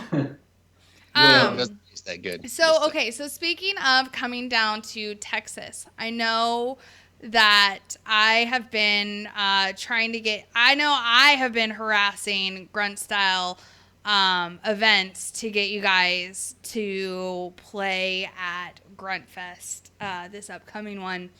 Any luck on getting you guys down there? Well, shit. I mean, I send them messages directly and stuff like that. Send them like our I guess like a press kit or whatever. And of course they're like, oh, I'm gonna send it to so and so, and they're gonna look it over. We haven't heard anything back. Well, like I don't know, man. We would love to play. We would love to play there. It's because I'm going through like their event page and like a lot of the comments and shit, and like they got that guy Kane Brown. He's like a country guy. Oh man, I was just talking to somebody about him the other night. Yeah. Well, anyways, so he's gonna be headlining. Okay, so he's very popular, right? So he's gonna bring a bunch of chicks, but then you're gonna have a bunch of dudes that are like pissed off because they're like, I don't want to look at this motherfucker. And so like I'm thinking you need to bring some rock bands, and I don't see anybody else except for some DJ and one band, I think, and the Kane Brown guy. I think it'd be cool to go down there and just fucking rock it out for the fuck of it and just have fun. I think we should be given that chance. But if we don't, fuck it. When I say, I was talking to someone about him, I was talking shit. I got to figure you were. Like, oh, I love this song, and it's like he doesn't even write his own shit. It's like I thought you hadn't heard of him, and I was like, I haven't, but he's like modern country. None of them write their own shit. Yeah. Like, that's just how. Excuse me, sir. I gotta go urinate. But yeah, it would be nice to have to play with festivals and stuff like that. That'd be awesome. Brilliant. So, Nate, you're super quiet back there. That's just Nate, though. Oh. Yeah, just ask him a question directly. Right? All right. So, question directly for Nate. Oh yeah. Who is your daddy and what? No, just kidding. You killed Matt.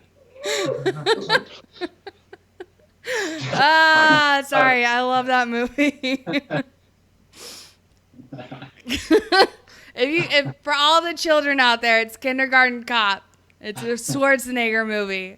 Go watch it. You're welcome. Yeah, exactly. See, you know. I know, you don't know about the Big Lebowski. We need to have a conversation about that. We're talking about Kindergarten Cop? Yeah, she's talking about Kindergarten Cop. I'm bringing up Big Lebowski because Trey's are really mad at you right now. Look at his face. See? Why is Trey mad at me? Trey, don't be mad at me. We're having a bond. Trey, we are having a bonding experience right now. Why are you mad at me? I'm good and pissed off. Well, you have homework now, so the next time we do an interview, then you will have seen that movie and you will have given it rave reviews and all that bullshit. Right? Yeah. Trey, are you really that mad at me right now? Oh, hell yeah, I'm really that mad. Who wouldn't be that mad? If you'd seen that movie and I came up to you and said, oh, I haven't seen that movie. It's not American. Sounds like some people have seen that movie. Like, I don't like that. Blasphemy. Well, I mean, at least I can't. At least I'm not like, oh, that movie sucks. Yeah. No, you're right. That's right. So. Yeah. It's still a crime. Though. But at least if you thought it sucked, at least you'd seen it. Then, at least, you know. Both of them are crimes, though. Yeah. Felonies, misdemeanors. Yeah. I have seen Boondock Saints though. Well, that's good. So I've got that going for me. So you got a little bit of cred, yeah. We'll give you some street cred. What are you gonna do? Laugh the final two to death? Funny man. Yeah, you're welcome. Okay. We'll give you that one. Yeah, I know. So what's the future hold for you guys? What, like strippers and burritos, or? I mean, if that's where it takes you. Do like burritos, I'll tell you what. He's been talking about strippers and burritos and cocaine all goddamn. I told him if he was coming over, he had to bring all three, but I would settle for cocaine. I'm just fucking kidding. I'm not a cokehead. No. says the really skinny one. Right. The really skinny one in the room is like, I swear I'm not a cokehead. I have such a problem. I need help. But what's in our future? Shit. Like I said, this year I think is just gonna be a fuck, man. I don't want to call it like a turnaround year. It's gonna be different. There's gonna be more music, more shows. I think. Really, I mean, for the future, just more music. I think we just want to keep making music. Maybe come out with a full length album. Yeah. And then do some kind of a small tour or something regional, and get out of the state more. I think that's what's in our future, is just to expand and break free from this area. Pretty saturated. Great Cloud. No, I want to wish them. I don't have any other questions, but I want to wish them the best in breaking out of the area, and hopefully they get out there and we're able to get some shows in. Yeah, like if anybody's, I mean, we can't see the comments or anything. Yeah. But if anybody's in the area that, if you like our music, like hit us up, let us know where you're at. I mean, we know that there's people there that like our music. I don't give a shit. It's like 2 people, man. We'll if it's on our way and we can do it, we'll do it. I mean, it's harder to go somewhere where you don't know anything or anybody. Yeah. But if you go somewhere, it's like, hey, there's gonna be like 2 dudes in the front, like singing our shit. We'll go there just for that. Yeah, yelling Freebird, even though we don't play any covers. But they're gonna be there, and we'll see what we can do, man. They might be a whiskey dick. You never know. Yeah. Oh, whiskey dick, yeah. Oh my gosh. All right. So, where can people find your music? Matthew, you take this one. Why am I gonna do it? You can find it on iTunes, Google Play, Spotify. I mean, pretty much any online place that you find music, you can find us on there. You can find us on like Facebook, obviously, but then like Reverb Nation. What else? If you go to the video on YouTube, not the Facebook one, if you go to the video on YouTube, you can actually you hit the plus. It actually has the song lyrics. Yeah. And it has links to where you can get the song. So that'd be the best way to go about it. And you can read the lyrics. And watch the video, and share the video. And like the video. Yeah. Well, awesome. You guys, thank you so much for coming back on this show and like talking to us and hanging out and giving us more music. Oh my God. We're trying. We're actually looking at doing another music video for the one we thought about doing first. Yep. So we might be coming out with a new one with another music video. What? Yeah. If not, just wait for the. She's like, for the rest of the songs. Give me drugs, man. Oh my God. We already have. We know what the storyline is going to be. Yeah, we have an idea for the video. It's just a matter of when are we going to do it? Yeah. Awesome. Oh my God. Okay. So, yeah, no, that's definitely going to happen. And, no, seriously. And then, I definitely need to, actually make a drive up there and, actually, I don't know, meet you guys. I'm literally, down the road, I don't know, 6 hours or so. What big city are you near? Waco? Yeah. Yeah, we know where that's at. Queen, yeah, we know where that's at. Huh. Right? Yeah, right? 6 hours, 8 hours, something like that. I don't fucking know. Texas is huge. Yeah, huge. Yeah, well, it is. Well, the next time we play huge. The next time we play a show, you definitely got to come up here because that's the best time. To come up here whenever Yeah, because other than that, our lives are pretty much just regular. Yeah. He's just playing with goats and stuff. Yeah. But you can go see a show and then go play with the goats. So yes, it's oh my God. Win-win. Spanky's coming with. Fuck, man. Yeah, road trip. Right. Hell yeah. I'll make sure to bring burritos to keep Trey happy. What? Burritos. Burritos. Oh, burritos. Oh, I thought she said Fritos. That's what I thought she I Burritos mean, smell like feet. I don't like potatoes. No. Burritos are fucking nasty. They're like Well, you Grandma can't just bring burritos. You can get burritos anywhere. I mean, burritos and strippers, that's a combination. Though. Okay, well, Yeah. how about strippers like gotta have cocaine too. I mean, Go buy some of those burritos from like a parking lot at a grocery store. You know what I'm talking about? You know what I'm talking about? Like some old lady's like, shop tacos, street tacos. They're like the old yes. lady Girl Scouts of burritos. Yeah, pretty much. Like, Freaking no, I love mine burritos. or I can bring you guys like Texas barbecue because you need the good stuff. I know you're stuck with like whatever Oklahoma has to offer, so I need to give you like good barbecue. Yep. Oh no. Hey, don't talk shit. Oh no, there's good barbecue here. I don't. I mean, we're talking about tacos here. Yeah, don't disrespect the Oklahoma barbecue. Like, I'm not even from here, but that's just cool. dirty. Yeah. That pissed me off again. Act like people from Texas are the only ones who know how to barbecue. I mean, it's kind of like an unspoken rule. Oh. Kind of like losing to OU every year, right? That's fine. You can talk as much shit about UT as you want. I don't like the Longhorns. Well, they all lose to OU, so they don't know.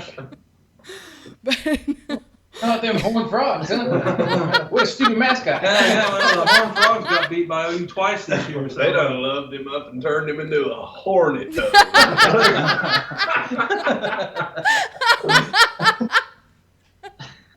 Oh my god. You sound just like them. Oh my god. Oh man. All right, you guys, we are going to go to break, and when we come back, we're going to have the third hour of Tied Up Tuesday. So everyone in Facebook Live and Twitter, YouTube, Mixer, hang tight, and another round, you guys hold tight too. And yeah, we'll be right back. So yeah, shots. Smoke break.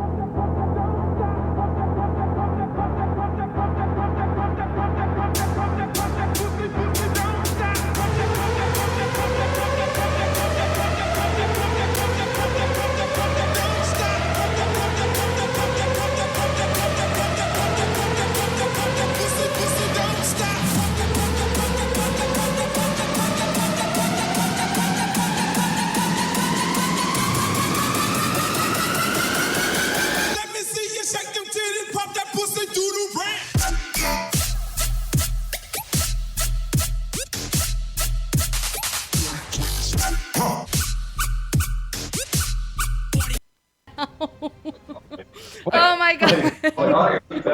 That should go on my music. Oh, that was a really quick break. Fuck. The Facebook gods are not going to be happy with that at all.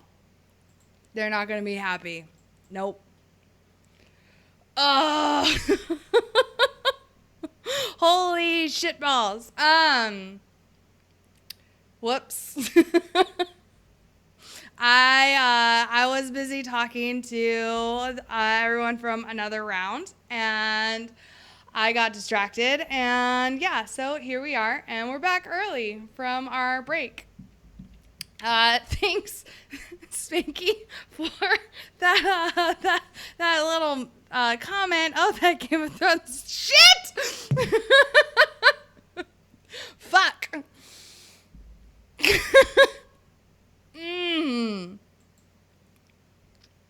Yep. Great Cloud, are you still here? Yeah. Okay. Yeah, I'm still here. Just making sure. Do you want to call back over? Sure. Okay. So, okay. No, seriously, I was actually just getting ready to type into the chat room that we have a couple shirts from another round. They have given us some shirts to give away, and No, with not shirts. No, what CDs. is it? Oh, CDs. Well, I don't With know. stickers. Like it's been one of those days. You said shirts. I did? Said shirts. I said swag. You said shirts. Where? A while ago. Oh, swag.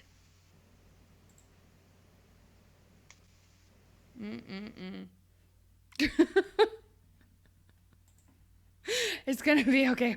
We're gonna get through this. Oh, hello, Gray Cloud. Hello. Oh, goodness. Oh, my God. Shit. Well, it's Tuesday, right? Am I right? Believe it or not, I'm still on my first drink. Really? The fine one. I have not gotten up to get a refill, mostly because I'm completely out of Jameson now. So yeah, but yeah, so we've got, what is it, CDs now? Yes, with some stickers and other things.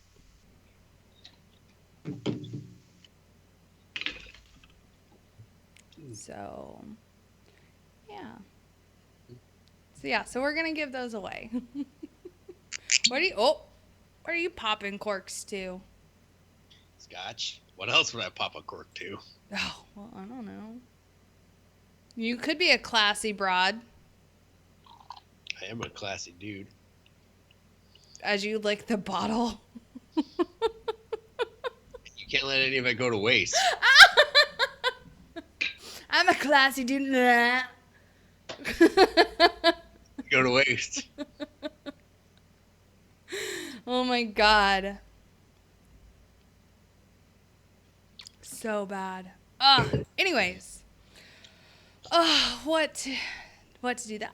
I love talking to those guys. That was a fun time. It was a good interview. I agree. Okay, so you know how this whole like school shooting down in Florida thing happened, and everyone's talking about like raising the age limit for buying rifles to 21 or whatnot? Yes. A 20-year-old in Oregon is suing Dick's Sporting Goods and Walmart for age discrimination. Interesting. So less than a week after the two retail chains announced that they would raise the minimum age to buy guns to 21, Tyler Watson has filed a lawsuit against each company for failing to sell him a firearm.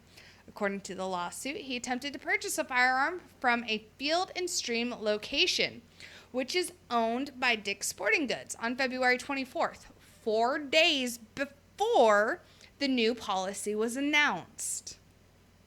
On March 3rd, after both Walmart and Dick's had announced their new policies, he attempted to buy a gun from Walmart and was again turned away. The lawsuit is thought to be the first of its kind in response to multiple retailers raising the minimum age to buy firearms after a 19-year-old used a legally purchased weapon to kill 17 people at a high school in Parkland, Florida.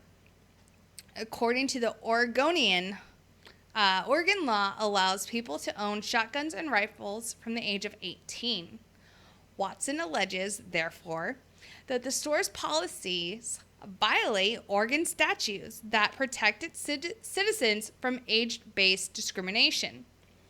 Watson is seeking unspecified damages and the cessation of, quote, unlawful discrimination against 18, 19, and 20-year-old Oregonians, right? Oregonians, I don't fucking know.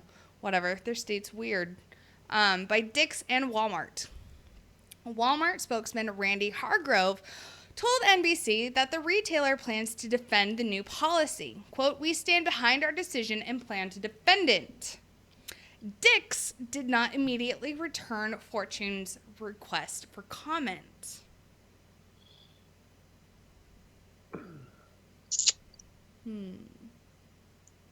So, here's my whole take on this, right? You know, if you and I understand that there's a push to raise the law, the statute for purchasing a weapon to the age of 21 for all weapons. So what you're saying is, if somebody is not, I don't know, responsible enough to own a weapon at 18, therefore, you know, they raise it to 21. You know what? We should raise everything to 21. Right? You are not responsible enough to vote until you turn 21. Let's look at this logically, right? You are considered an adult at the age of 18 by U.S. law or whatever it is. That's the legal age for like a lot of shit now, right? Banks, loans, contracts, everything, right? So if you're going to say you are not responsible enough to own a firearm until the age of 21 to purchase one, then why not raise it for everything? And that's the way it should be. Obviously, you can't vote and you shouldn't be making decisions until you're 21. End of story. Alcohol, cigarettes, tobacco, voting, weapons, driving a car, purchasing an automobile, entering into contracts or loans, going to college, any of those things. You are not old enough to make those decisions. You are not responsible enough to make any of those decisions until you are apparently 21 years old now.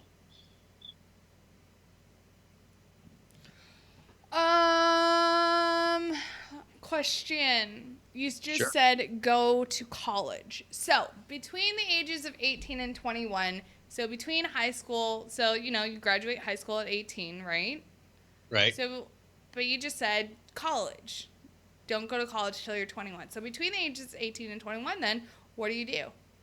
Figure the fuck out. So you just become a waste of space?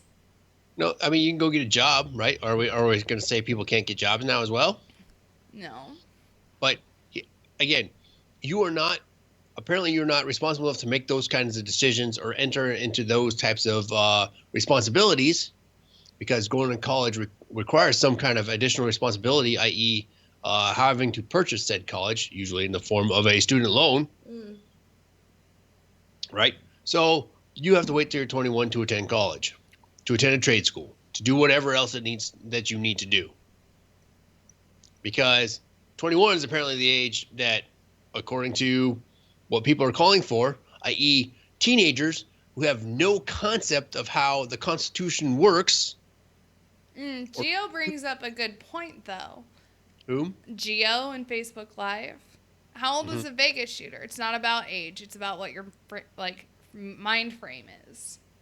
Well, apparently according to what everybody's screaming for, is the age of 21 is what it needs to be to purchase weapons. That's what they're all screaming for. But yet this fucking generation's eating Tide Pods, for crying out loud. That is screaming for this age raise, right? Fucking dumbasses saying, "Oh, being shot with a handgun is like being stabbed with a bullet." Wait, what? Who the fuck? Wait, who said that? I can tell you they're a representative from the left coast. Was it Feinstein? I want to say it was Feinstein. She Hold said. on, I will stand by. She said stabbed by a bullet. Yes. Hold on. Oh my God. God, she's an idiot. When is she just gonna die? Honestly, like, when is she just? A lot of the. Oh, here it is. Oh man, I don't want to get it here, but fucking let's see. Downtrend.com. What a website. Dianne Feinstein claims getting shot by a handgun is like being stabbed by a nail. Oh, stabbed by a nail. By a nail. Oh, that's awesome. Shot by what? Oh, it's on a Twitter. It's on her Twitter. By a handgun is like getting stabbed by no. It's not though. Here it is. It's a really handgun not. wound, simply a stabbing with a bullet. It goes in like a nail. With high velocity rounds of the AR-15, it's as if somebody shot you with a Coke can. No, that's not how ballistics work, dumbass. Right? No, honey, no. Like if I were to shoot someone with my .38 special, that would fucking leave a good bit of damage. Like not just some sort of like stabbing mark from a nail. And that's a hand, like, for those of you who don't fucking know, that's a fucking revolver. Right? But it's gonna fucking do some damage. Which is why it's always on me. Yeah, it's... Fuck with me! No, she said shot by a Coke can. It's in her tweet or twat or whatever you want to fucking call it. It's as if somebody shot you with a Coke can from a high velocity AR-15 round. Right. Again, that's somebody who doesn't understand weapons and doesn't understand ballistics. It's like being stabbed with a nail from a handgun. No, it is not. No, it is not. No, it is not. A fucking 9mm will make your head explode. So, no. Yeah, well, see, I don't know about 9mm. I use 230 grain jacket and hollow point. That'll make your head explode. It's a 45, by the way. Yeah. Yeah, let's be real. Yeah. So, again, this tells you the disconnect between people who actually know what they're talking about and the fucking left. Right. Right? Because now apparently Senator Dianne Feinstein is a fucking ballistics expert and knows how these things work. And a high velocity round, it's an AR-15. It's a 223 or 5.56 coming out of there. Yes, it is the feet per second on that round is moving. Right? But there's also this thing called kinetic energy that a round carries. And it's, oh God, there's fucking idiots. Oh my God. Anyways, this is also the same state that produced Senator De Leon, who, when we talked about the ghost gun thing, the ghost gun phenomenon,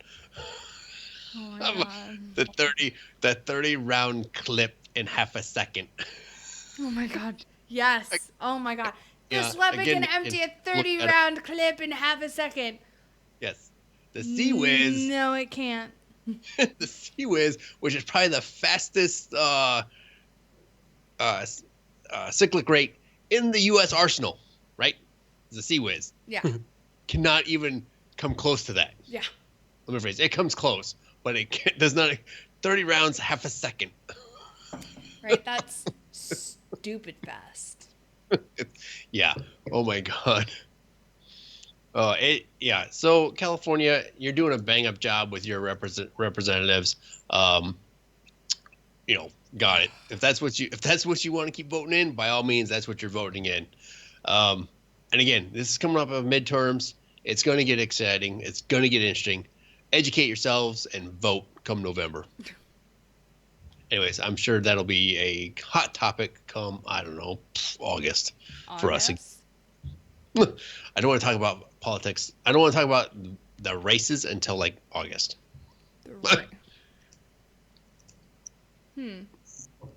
Yes? By a bullet.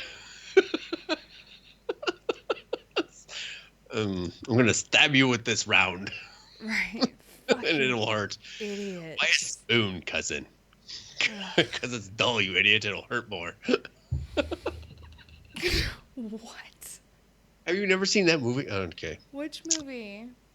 It's Robin Hood, Prince of Thieves. It's been a hot minute. Dude, I finally just rewatched. Rewatched Super Troopers, because it had literally been like a decade since I'd seen it, and I was like, oh yeah, the new one's coming out. I should probably rewatch this. And then like all these new lines, I'm like, oh my God, I forgot that happened. Did you just say meow? What am I, a fucking cat? Did you just say meow? Right, meow. No, actually, I definitely said a line earlier today. My doc was like, you know, hey, Minx, how you doing today? And I was like, good enough to fuck your mother. Wow.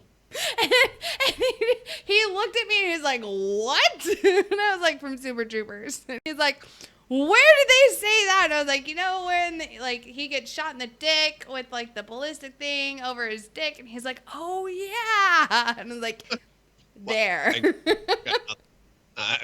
Absolutely nothing. Mm. Wow. So on a lighter note. Good enough to fuck your mother. I was like, ah! I was dying. So I have breaking news from the main page. Oh. Yes.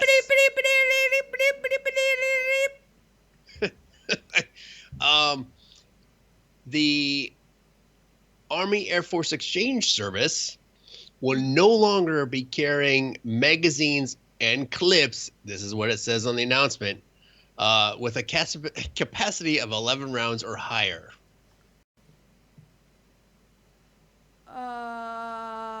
Why? We're trying to find out. We're trying to run this down. But yeah, that's as of their policy right now. Mother of God.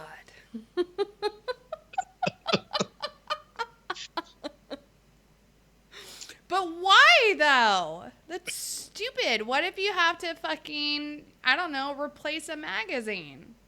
Hold on, I'm pretty sure I saw a retort of some kind. Hold on.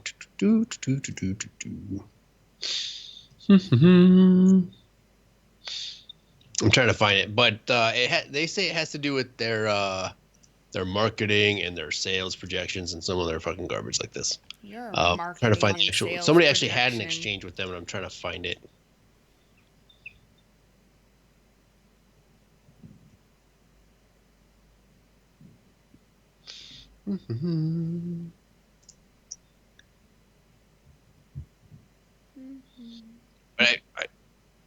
So this is AAFES, mind you, right? Why on earth do they feel it necessary to do this at this time? Is my question. Because of the political climate that's going on? Yeah. I'm sorry. AAFES isn't supposed to be political. It resides on federal installations.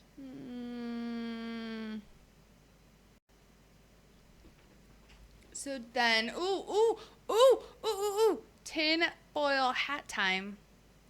Okay. Do you think they know something that we don't know yet? Why? Why would you have to do that? Ooh, why would you have to say something like that? But no, like. Oh, Lordy. Ooh. That's wow. Yeah, that's scary almost. That you right? Yeah. Fuck. Are they aware of something that's going on right now up on Capitol Hill that's behind closed doors or being, talked about in whispers? And they're trying to get ahead of the game. Oh, man, that would be interesting, especially if it comes out, right? That either they're going to do a sweep or this federal mandate's going to come down. Man.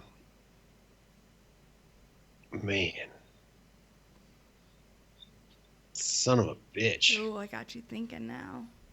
Yeah, no, it's a scary thought. Holy shit. I mean, Big Brother's out there. You need to be careful. Freaking, that's why I've got an Alexa. That bitch stays in my bathroom. She can't hear me. Obviously, she hears me shower. She hears me, do shower karaoke. She hears me, use the bathroom. Does she support your shower karaoke? Huh?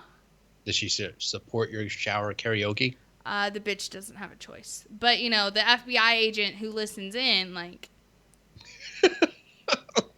I don't know, you know, I don't know whether or not they're enjoying it or not. They're not telling me.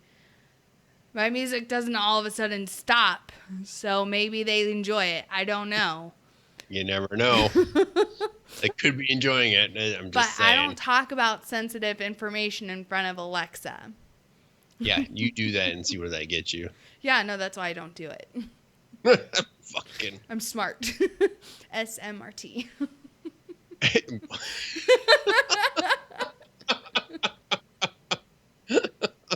You're welcome. Yes. So I can't find the actual exchange, and it's starting to piss me off. But somebody did ask about it to AAFES, and they responded. Which it's really interesting that they're doing this at this time. Again, and now you've tinfoil hatted everybody. You're welcome. I like conspiracy theories. I don't know what to tell you. Yeah, well, now Jay Rarity will have something tinfoil hat shit to talk about on Saturday for sure. Right? I don't even know if he's listening. Jay Rarity, you have your tinfoil hat theory now for Saturday. There you go. Tear apart AAFES. Ooh, AAFES, Army Air Force Extortion Services. Yeah, because there's so much fucking, oh my God, you can get such better shit. Oh, but you save on taxes. Yeah, well, I'd rather have a wider choice and better choices and current choices than not having those choices. And especially if you're on a small base, what choice do you really fucking have? They don't carry shit that's needed. Right? Oh my God. Seriously, when I was stationed at Fort Irwin, it sucked because you either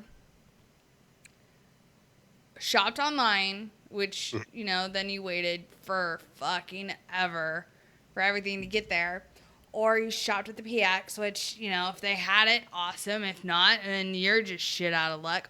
Or you drove an hour to the nearest Walmart. Holy shit. Dude, we were 40 miles away from the nearest town. Oh, no. Nope. And the thing is, though, is that they pushed out the fucking... Okay, so the actual border of NTC Fort Irwin is actually like 5 miles away from the actual gate. Yep, so they didn't have to pay COLA. Yep. Yep. So they actually pushed the border out to the sign that says, like, welcome to Fort Irwin. But then it's... The actual gate's another, like, 5 miles in. Which, you know, that's a fun... Like, just the whole drive just sucks. Yeah. Oh, man, I can't even imagine having to deal with that shit out there at Irwin.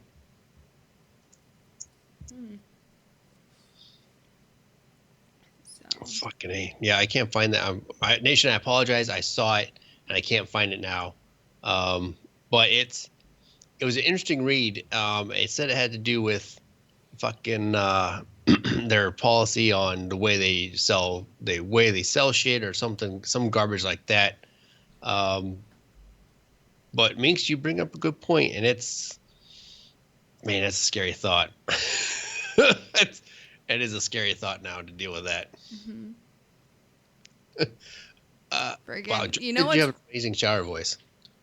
Dude, I'm just saying, I was rocking out after work today. I was showering because I had to like wash my hair because it was all gross. I tried something new yesterday, like last night, with my conditioners, and like I tried a different combination, and like my hair today was just not good. So I had to fucking just rewash it. So, you know, it looked semi-decent. But yeah, so I was rocking out to Queen, and so yeah, I was belting today. Oh yeah. No, that the agent listening in on my Alexa today got an earful. That's for damn sure. And then oh my God, I became so okay, so my basicness has carried on from the weekend. Oh yeah, I forgot to talk to you guys about this, like first thing when we first started. My basicness from like this weekend has carried on to today, in that I have now become obsessed with the Taylor Swift song. And I'm not sure how to take this.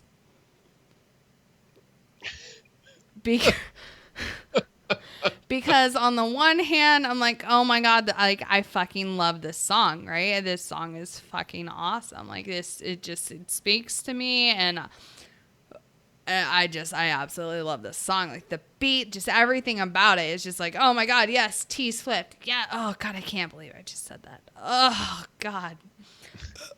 Ugh. But then on the other side, I'm like, what the fuck is wrong with me? Like, my sister's the basic one.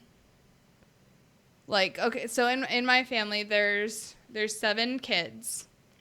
There's 5 boys and 2 girls. I'm the oldest girl, and then there's my sister, right? And she and I are 13 months apart.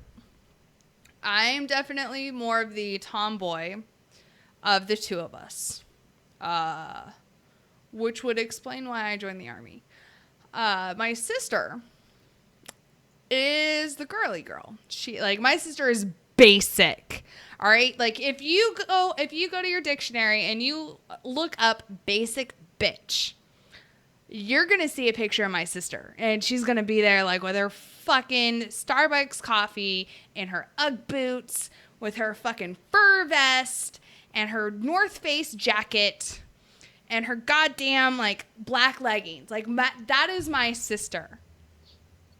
Okay, my sister's basic. And she knows it. She'll fucking claim it. She knows it. She knows she's basic as fuck. So I made a status on, yeah, exactly, Pete. Tay-Tay. Oh, God, it fucking, it, like, burns to say that. So I made a status today. I was like, I can't fucking believe it, but I'm like fucking obsessed with Taylor Swift right now. Like, but just the one song. And I'm like, what is wrong with me? Like, I feel basic. And my sister comments on it, and she's like, embrace it. And I'm like, no. Like, I don't want to. So, APs is in our comments on the main page, just so you're tracking. Oh! And they responded to it. And this is the same quip that I saw that they had another exchange with that I was trying to find. So here it is. The Army and Air Force Exchange Service has merchandised high-capacity magazines sold separately, primarily as a result of vendor recommendations to offer the original equipment typically sold with certain firearms. As a result of a recent review, a decision has been made to discontinue the sale of these products, magazines that are sold separately at the exchange. The military exchange's merchandising strategies and product lines are unique, and soldiers, sailors, Marines, and airmen are encouraged to cross-shop each exchange. The exchange and MCX, I think it's Marine Corps Exchange, policies align on magazines sold separately over a capacity of 11 rounds. So saith the exchange. Yet, so they're saying it's a decision has been made to discontinue the sale of these products, but yet they pulled them all off the shelf without just like selling out and not reordering them, but they pulled them off the shelves. That goes back to my comment. Question, and that is, what do they know? Exactly. Now, what do they know? So.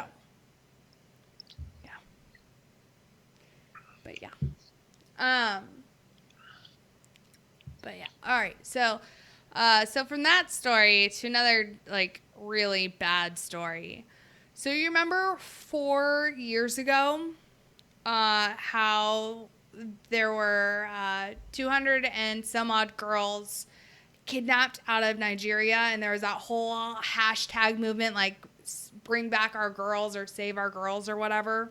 Mm-hmm. Apparently it happened again. Oh. Yeah, so the Nigerian government has confirmed that 110 girls are missing after suspected Boko Haram militants attacked a school in the northeast of the country last week. The kidnapping is believed to be the largest abduction since Boko Haram kidnapped 276 girls from their school in Chibok almost 4 years ago. On February 19, armed insurgents attacked the government science and technical college in the town of Dapchi in Yobe State. Initially, it was unclear how many girls had been abducted, with some reports saying 50 were missing. The state government then said on Wednesday that some of the girls had in fact been rescued, prompting confusion and then despair when it turned out not to be the case.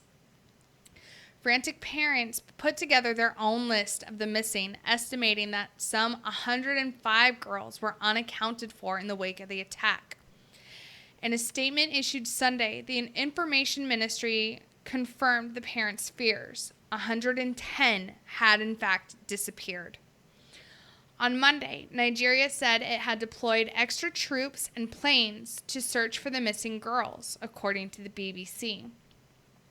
The Nigerian president called the kidnappings a, quote, national disaster. The attack in Dapchi, I think that's how it's pronounced, I don't fucking know, brings back painful memories of the 2014 Chibok abduction that garnered international attention with the worldwide #BringBackOurGirls campaign to pressure the Nigerian government into action. More than 100 girls are still missing from the 2014 attack. Boko Haram, an extremist, right? Haram or Haram? I don't know. Haram. That sounds better. An extremist group trying to institute an Islamic caliphate in Nigeria has been waging a violent insurgency since 2009. More than 20,000 people have been killed and 2 million have fled.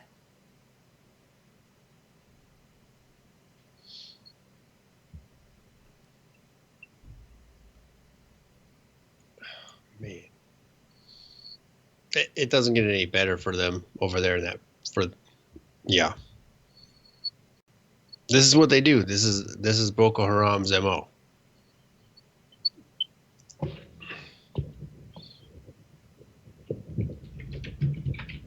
I just, I like how it took them since February 19th to admit that, anyone had been taken.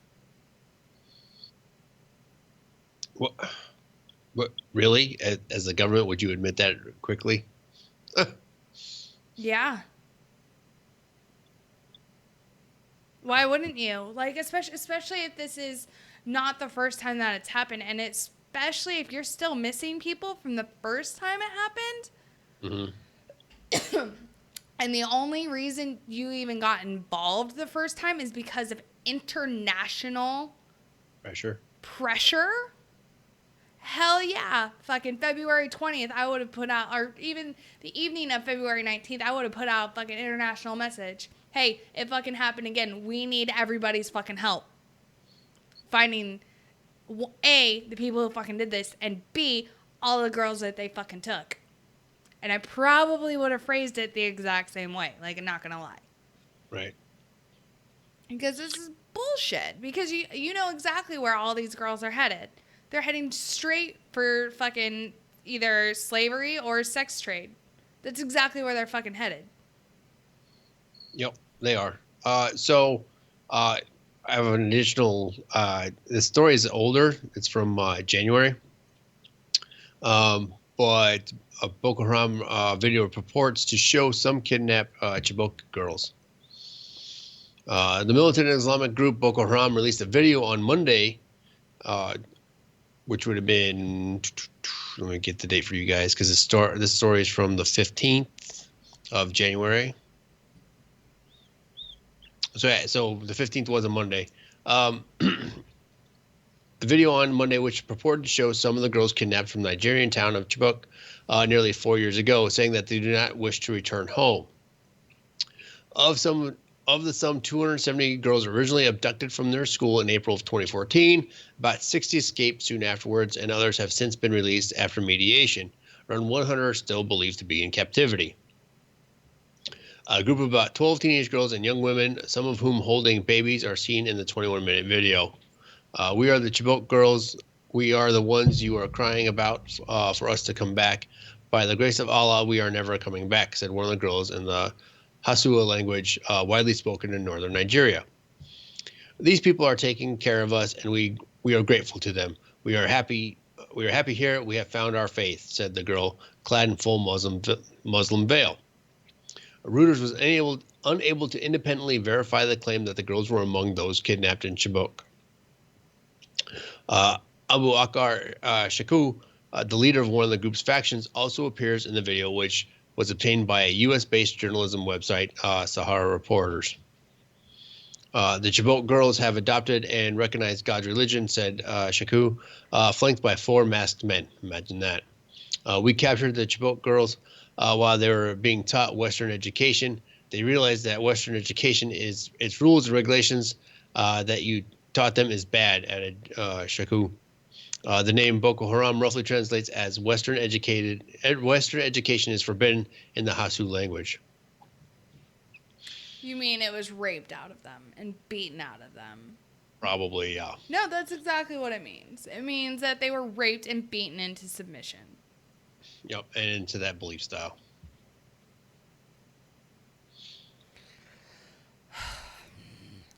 Christopher says, isn't there a massive slave market in Libya right now? Actually, yeah, there is, because we fucking took out Gaddafi, which I'm not even 100% sure why we took him out.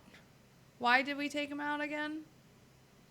Bad juju or some shit, or we didn't get along with him.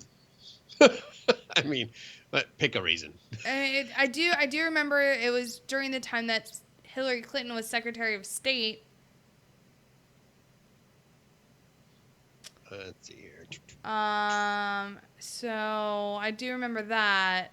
But yeah, ever since we fucking took out Gaddafi, Libya has been in a fucking uproar. The slave market has boomed in fucking Libya. And exactly, John L. Fucking Stockholm effect. All those fucking all those girls have fucking Stockholm, especially after 4 years. Of course they're gonna say they don't want to go back. 1, they're gonna be killed if they say that. 2, they're gonna be beaten and or raped, or yeah, all 3. Fuck it. Ugh. No, it'd be all 3 for sure. Yeah. It'd be beaten, then raped, then killed. Yep. And it would be a slow, like, painful death. Ugh. Yep. It would God. be, yeah. Just shit all around. So here, okay. So while we're on this, where's the outrage for these individuals? Right? Where's the outrage from the feminists that this is wrong and shouldn't happen? Where's their Me Too stand for these individuals? Where's Hollywood when it comes to this shit? It's nowhere to be found because it doesn't fit their agenda and it doesn't fit what they need to accomplish. End of story. Because at the end of the day, all it is a fucking platform for them to get up and bash those who don't believe in what they think or have a different ideology. They want it to go away. Because if they truly believe what they preach and what they think, anytime something like this happened, they would be up in arms about it, and they would be looking for how to fix it and make it better throughout the world, not just the U.S., but anywhere this happens, which tells you their line of fucking reasoning is complete bullshit. So don't tell me you stand up for those individuals who have no voice, because if that were the fucking case, you would be up in arms every time something like this happened. But you're not. fucking apparently I read some of the reviews about the Oscars. All they did was bash the shit that was going on, the Me Too garbage. I've got my own thing about that, but why isn't it throughout the world whenever something like this happens?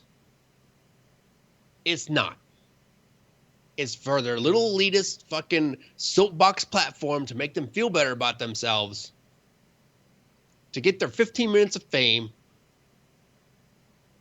and to try and better themselves.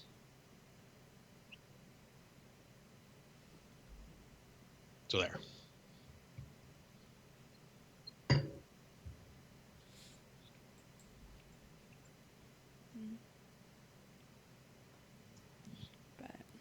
I don't know. Just yeah.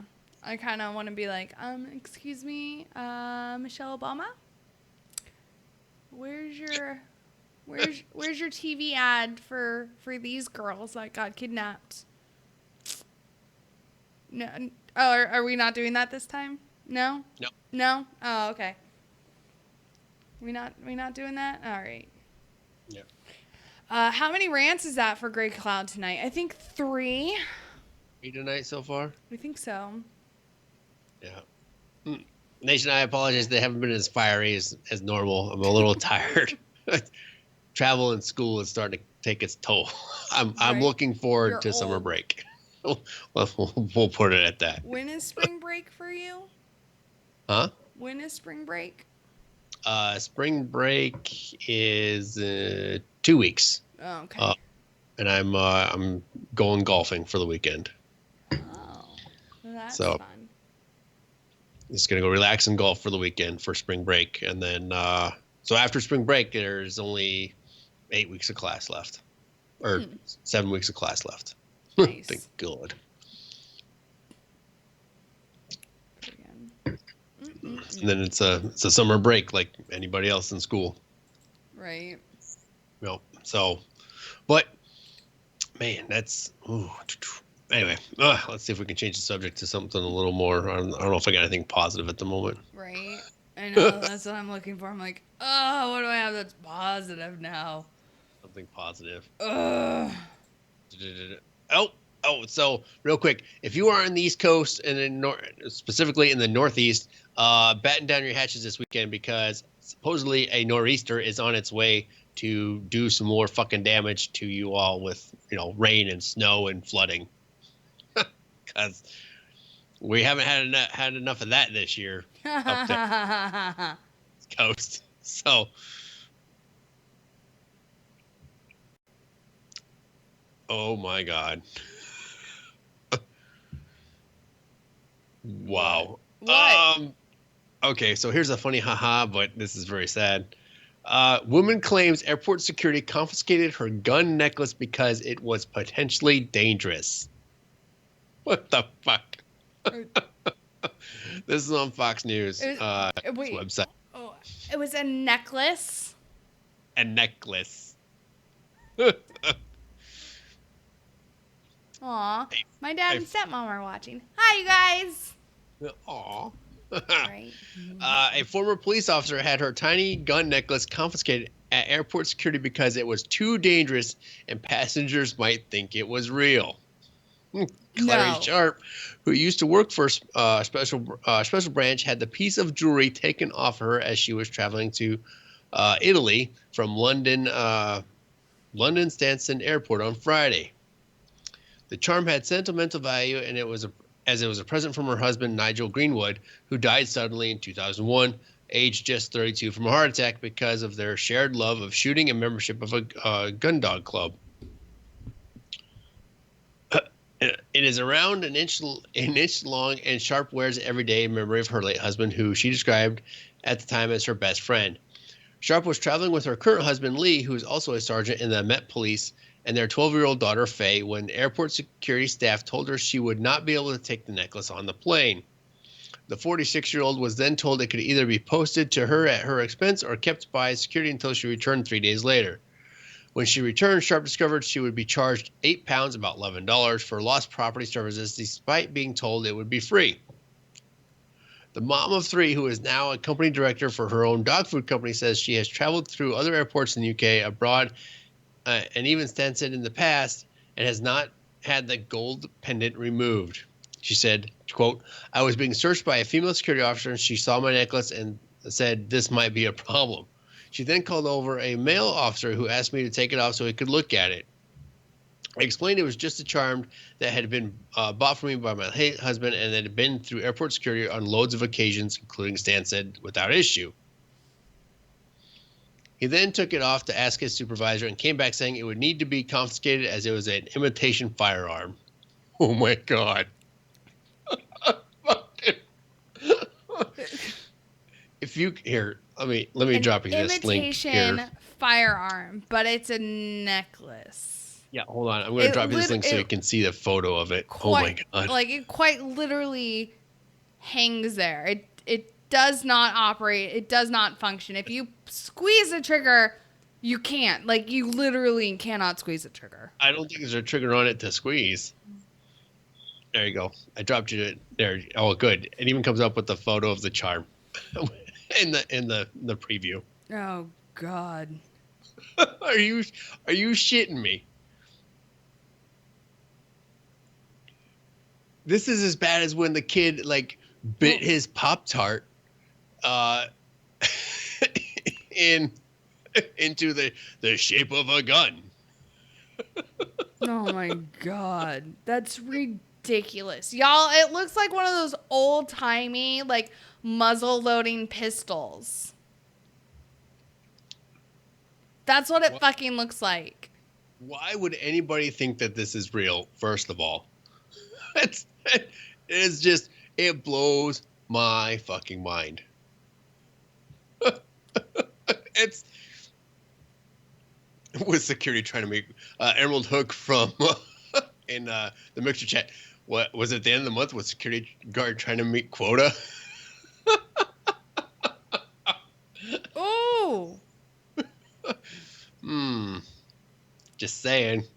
Ooh, really quickly, Pookie just dropped a link for us. So,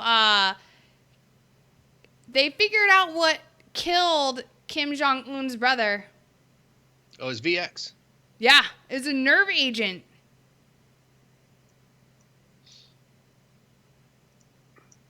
So... Breaking. Everybody knew it was VX. Or is that... okay, so no, it's the just official... confirmed. Official confirmed. Yeah. Yeah.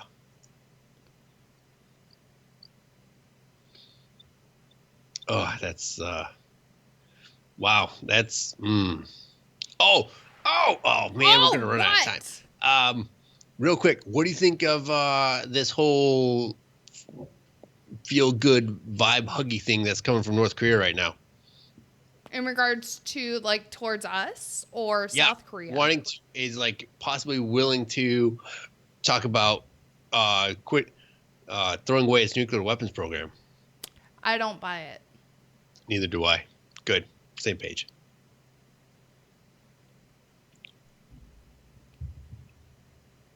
Yeah, I think it's a facade. Yeah. It's a ruse, if you will. It's a ruse. If we're going to use fisticuffs, we'll use ruse as well. Hello, 1930s? Yes, we'd like our slang back. Yes, thank you.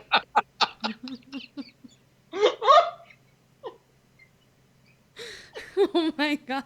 A ruse? You fucking idiot.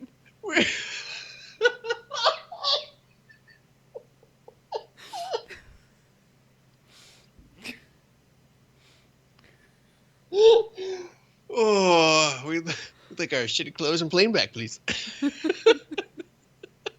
It's 1930s. They called. Oh my God. I love that show.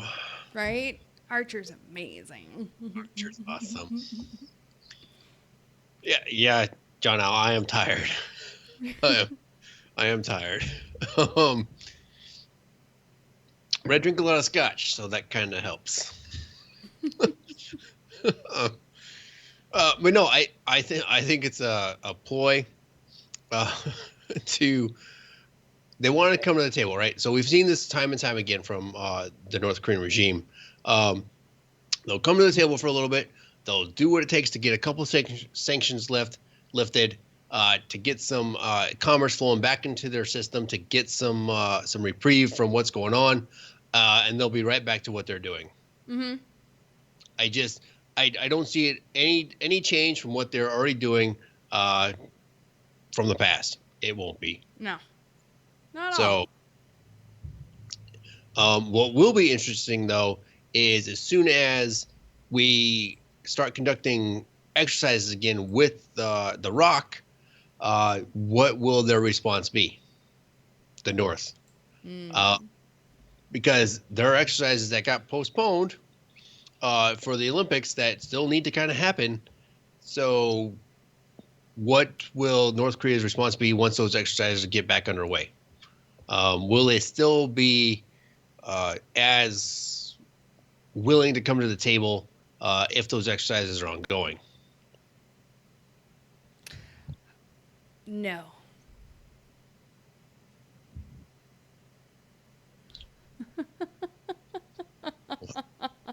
Apparently my dad's in Facebook prison for 2 more weeks.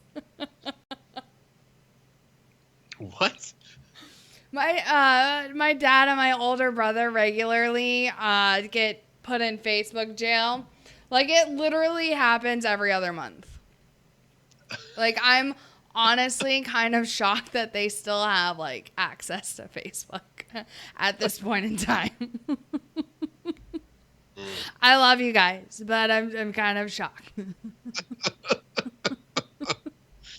I mean, you know, they're just expressing themselves, so, you know, whatever. But yeah, they go in Facebook jail every so often. for about 30 days at a time. It's great. It's a good time. Hooray! Yeah, and then they come back, and then it's like they've saved everything up, like all that pent up frustration. And then it's just like boom, boom, boom, boom, boom, and it's like, God damn. Been holding back, huh? Oh my God. But all right, you guys, it's time for housekeeping. So, for those of you who don't know, we offer a show 6 nights a week. We do not have a show tomorrow night. No, we do not. No. But we do have a show Thursday. That is Sergeant's Time, and that is with Ice, Mike Golf, and Doc Madness. Friday is our birthday show. However, oh my God, tomorrow is our 3-year birthday. We're gonna be 3. Wow. We're gonna be 3. So yeah, happy birthday to us. But yeah, Friday is our birthday show. So Friday Night Freedom, is with myself, Minx, and Pookie, and we are going to have NASCAR driver Spencer Boyd. So yeah, so Spencer Boyd started his racing career around 6 years old and will compete full-time in 2018, driving the number 76 Grunt-style Chevrolet Camaro in the NASCAR Xfinity Series. He continues to raise awareness for military veterans, police officers, firefighters, EMTs, and all servicemen and women while chasing his dreams of someday racing in the Monster Energy NASCAR Cup Series. So we have motherfucking Grunt Styles NASCAR driver on our show for our birthday show. Fuck yeah. So that's going to be exciting. Oh, I must be swearing too much. Sorry. Saturday, we have Saturday Night Savagery with Jay Reddy and Pookie. Sunday, we have The Green Room, which is our 420 friendly show with Jason and Charlie. Monday is the Monday edition with Ice and Flash. And then we're back here for Tied Up Tuesday with myself and Grey Cloud. Woohoo! Woo! Yay, they named a cat after me. Yay! Yay, I'm the favorite. I'm favorite. I don't know if it works like that. No, it is. That's how it works. What, that or you're as annoying as the cat? No. No? Favorite? Yeah, favorite. We're going to go with? Yeah. Yeah.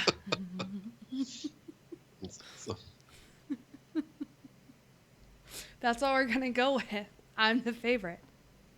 Okay, no argument here because have you I don't met want to be me? muted. I'm a fucking delight. Yes. It's true. Can't or won't? What do you mean? Pick one. Fucker. All right, you guys, we are out of here. Thank you guys so much for joining us tonight for Tied Up Tuesday. Thank you to Another Round for joining us. You guys, I'm going to close out the show with their new single, Radio Waves. Make sure you go listen to them. Go check out the video on YouTube. And definitely check out their Facebook page. So, yeah. She says we're all sweethearts, but I'm the favorite. It's true. I will agree. A little column A, a little column B. All right, you guys. Have a great rest of your Tuesday night and have a safe rest of your week. We'll see you here Thursday. Bye.